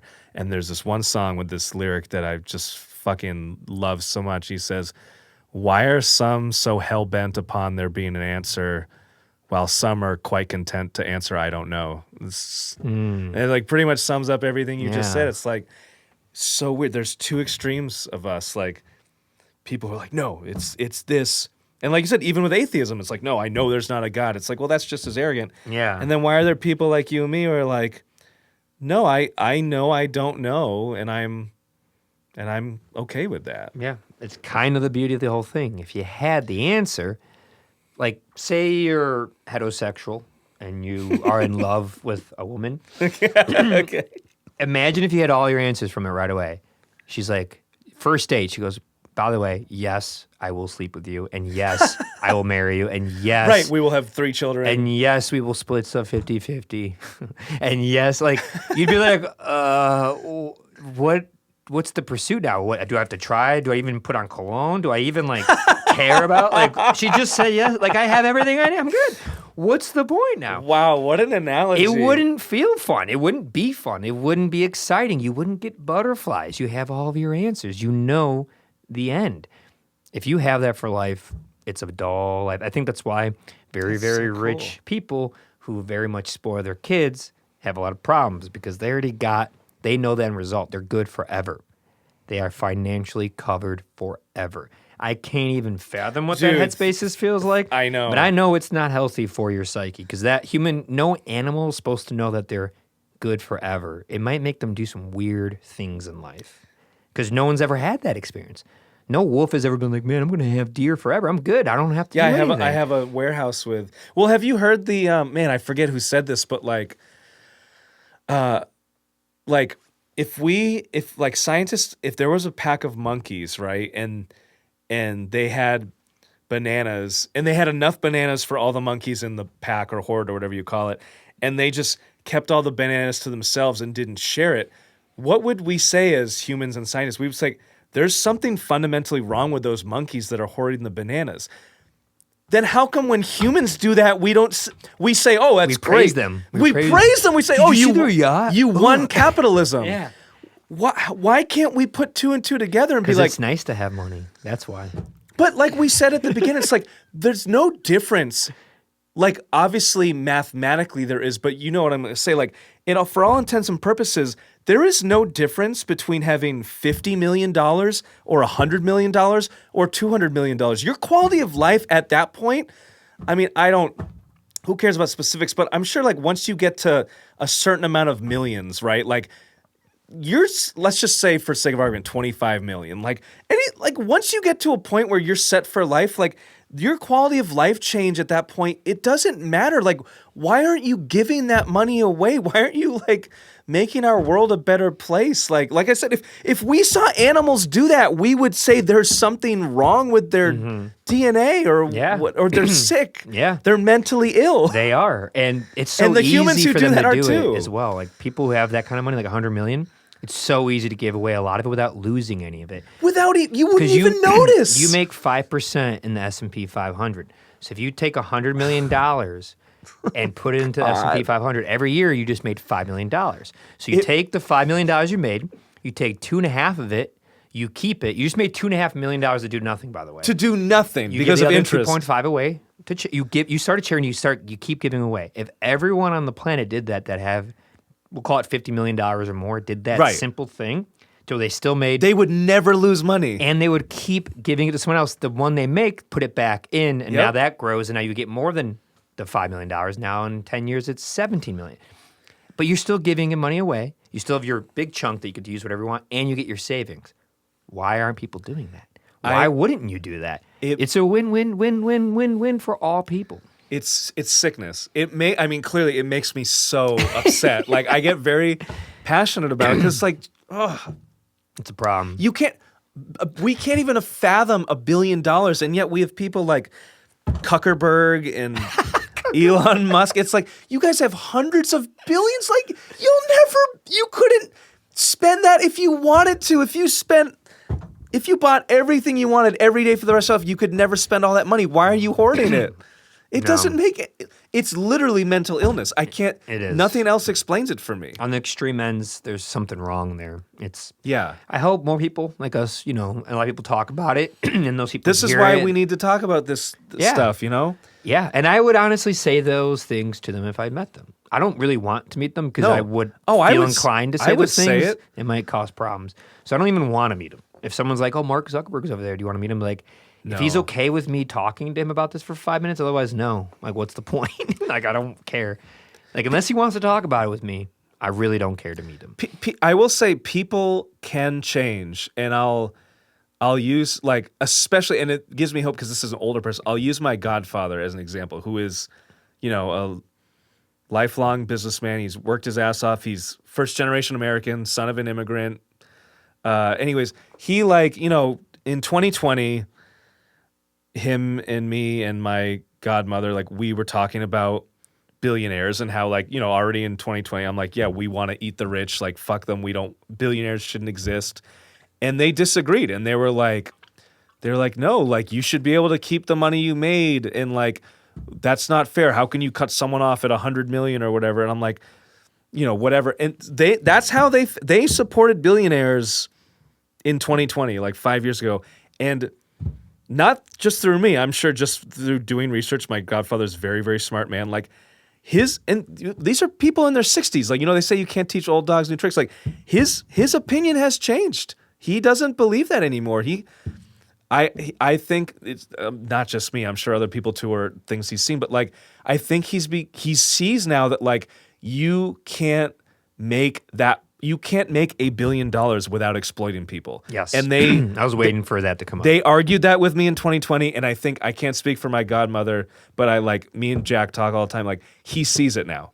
You can't make a few $1 million without exploiting people. Thank you, much less $1 billion. It's hard to get past a couple $100,000 before you're taking exploiting advantage of? someone. Exactly. Well, also, it's like we're quantifying energy in and energy out. It starts to get, if that's the way we quantify like the law of output and thermodynamics of how energy is literally working, then it gets completely obscure when you talk about this, because it's like, okay, if I was hired to do this, I did my job, I should get paid that. Why is it that someone else did a job that took just as much time and effort and they had to wake up at 6 a.m., but all of a sudden they get $1 million to do it? Why did we value it that much? Like, why is it? It's because we put an arbitrary value on it. It doesn't it doesn't mean anything. And people think like, oh yeah, but I work a lot. It's like, dude, you want to know who works more than you? The Mexican guy down the street that does roofs for 18 hours a day in the summer. Why isn't he a millionaire? Yeah, exactly. You need to tell me that you in your office, answering emails, which you don't even do because you have an assistant who does it. You don't shop because you have an assistant who does it. You think that you work harder than that guy. Or the guy who's cleaning out your crappy, toilet right now. Like, you really think you work harder than that. And I'm sorry, that's not subjective. They are objectively working harder than you. Yes, they are. And it's like, yeah, but I had put a lot of time. They also put a lot of time too. It doesn't You work. think you're born knowing how to do manual labor? Right. Like these people also learn put a craft. Time. Right. Exactly. So we just have inflated certain jobs. And that's completely, we've just arbitrarily made that up. We just did it. So it's up to us to be like, no more doing that. We need to start moving that stuff around. But it's too hard because the money's out there now. Now they have it. Right, they have it. They have power. power. You can't relinquish power. It's impossible to take that back from them. Are you familiar with the show? I don't think it's around anymore. I think it's from like the Tim and Eric Awesome Show days. But are you familiar with the show Wonder Chosen? No. Wonder Chosen was this amazing absurdist satire program, and Wonder Chosen, they took little kids, like probably like 8, 9-year-olds, 10-year-olds, they dressed them up in suits and gave them microphones, and they would go to Wall Street, and they did this with many different things, but one of the segments was, and this is my favorite one, and we were talking about exploitation, one of my favorites is, and it's like a little white girl and like a little black boy, and it's called "Who Did You Exploit Today?" And they would put these kids out in front of Wall Street with microphones and a cameraman, and they would walk up to random businessmen with suits and be like, "Excuse me, sir, who did you exploit today?" And like, usually they can't hear him first. They stop and like, "What did you say? Who did you exploit today?" And like the reactions, some of them would like just walk away and be offended, and some of them would like actually be like, "Oh, I probably exploited a lot of people." Like some of them would be honest and be like, "Yeah, I probably exploited a lot of people." But it just like because a kid asked an innocent thing. If it was like an adult, they might be right, like, get probably out of treat here. them But if differently. a little kid, you're like, well, right, you're not gonna be rude to a child. Yeah, in fact, the kid knows what that word is. I'm like, Jesus Christ, maybe I should think about my decisions and what I'm doing. And it would be great. Like that was one, and they'd have like it was always like kids interviewing Wall Street people, and they'd just walk up to people and be like, you have blood on your hands, and get their reaction. And they just say like the most fucked up shit, like, and it was great. And just to see the look on these businessmen's face, because no one calls them out, and now a child's calling you out. It'd be like, like one of them would be like. Like they'd say shit like the revolution is coming, like your time is not like power to the people, I need to check it look, out. Wonder Shows. It's on YouTube and stuff. Yeah, who did you exploit today? Oh, that sounds so funny. It's very funny. I need to try that. Yeah. Oh my God. Man, I could talk forever with you. Yeah, but unfortunately, you gotta go. Yeah, it's been about 2.5 hours. It goes by fast. Yeah, when it does. But yeah, we'll have to do another one soon. We can talk further. I mean, I focus on whatever happens. As long as you're not upset that we didn't talk about music. I have zero agenda. Okay. Everyone's like, do you have notes? Do you have questions? What do I need to bring? I always go like, it's audio and video. It's 2 to 3 hours, and I'll talk about anything that you're willing to talk about. Like, Wow, so easy. we could not have mentioned music once; it wouldn't matter. We almost did it. It was did just it. really cool. It wouldn't matter to me. I'm like, yeah, there's other things to talk about besides music. As important as music is, more important things. Yeah, music won't exist if humans don't have eyes, ears, mouths. If they can't feed if we themselves. don't exist, if we don't exist, music's not going to exist that well either. Tell everyone where they could find you. Your social medias. Speaking of the internet, social media. Yeah, my current project is Chicago Street Orchestra. Great band. We're on the internet. Sick band. We're on instant graham cracker. Chicago Street Orchestra. I think it's either the Chicago Street Orchestra or Chicago Street Orchestra. I can't remember, to be honest. I'm really good at promoting myself. As you can tell, we didn't talk about my music at all on the show. But you can find me there. If I ever undelete my personal Instagram, it's my social media buddy. Because I'm your social media buddy. But I currently have it deactivated because I'm trying to not be on the internet all the time. But yeah, my personal one's my social media buddy if I ever reactivate it. So check out Chicago Street Orchestra Yeah, for I guess. live music, concerts, Yeah, music. I'm about to start a new project that's going to be like instrumental. I don't know. I don't want to. It's not jazz. It's like instrumental improvised music. I'm about to record original compositions, which I haven't done in a while, and I don't have a title for that group yet. I'm still thinking about what would be cool because I don't want to use my name. I think that's weird. So, yeah, I don't know. I have a lot of stuff I'm working on. I'm gonna release some of my own music finally because I've been playing in other people's bands for so long, and it's time for me to release some stuff. So yeah, I have nothing that's like concrete, but stuff is coming. Original music is coming, but So keep an eye out for yeah, Gordon. if you want, or don't. Or don't. Listen to Or live your life. Go listen. Go listen to other great local artists. Like Be nice. be nice. Spend less money on things. Spend more money on local art and Yeah. local food and things that people put their effort into. Stand up for people that stand up for your neighbors, especially if you're white or a man like me. Like you see ICE doing something, go fucking put your body in the way. Get out your heater so it melts. I was very confused. You were. About a quarter of a second. And then as soon as that quarter second ended, you really liked it. and even if you don't like go as far as, confronting ICE, like if you're white woman or a white man right now, like your neighbors are scared and they don't know if you're on their side or not. So like go into their stores, buy their stuff. If you're like smile and say hi on the street, like don't be creepy, but like be nice to your neighbors, offer them help if they need their car jumped. Mm-hmm. Just like be nice to Be a good person. be nice to everyone, but especially like now with what we're dealing with ICE, like be nice to your Latino neighbors, be nice to fucking brown people and fucking Yeah, you want the best damn food you've ever had? Then take care of my people. yes, just let them know that like not all white people fucking hate them and that they're loved and that they're needed in this country and they're part of the fabric of this country. Yeah. I guess Needed, it's too nice. Necessary. They're unnecessary for this country. I guess Trump forgot about the Statue of Liberty. It's like bring fucking everyone.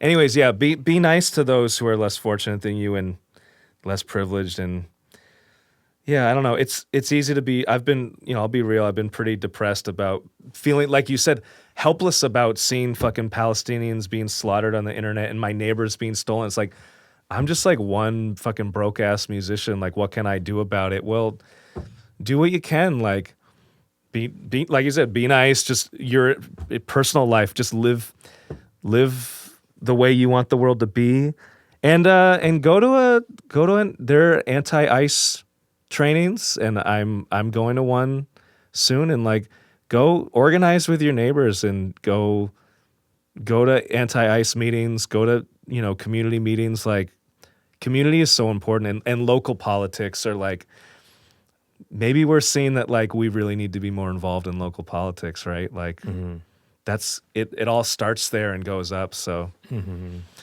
Yeah, we all gotta realize it's class war, right? Like Yeah. it's us versus Yeah. the rich. So Our PSA announcement for the day. yeah, for I know. Wednesday. Not to be too heavy, but No, it's my mind hey, has been heavy. It's lately. okay. It's good to be honest, to be aware of this. All you can do is be kind. You don't have to be rich or famous or beautiful. No. Just be nice. Be a good person. Enjoy your life. Help others. Give a helping hand. Donate if you can. Yeah, right. Donate your time if you don't have money. If you don't have time or money, donate your mind by being a good soul. Like whatever it is. I love that. Just do it. But thank you, Gordon, for doing this. It was Dude, a lot of thanks fun. for having me, man. Same birthday. We're gonna. That's crazy. Our birthdays are on a Sunday this year. That's true. Yeah.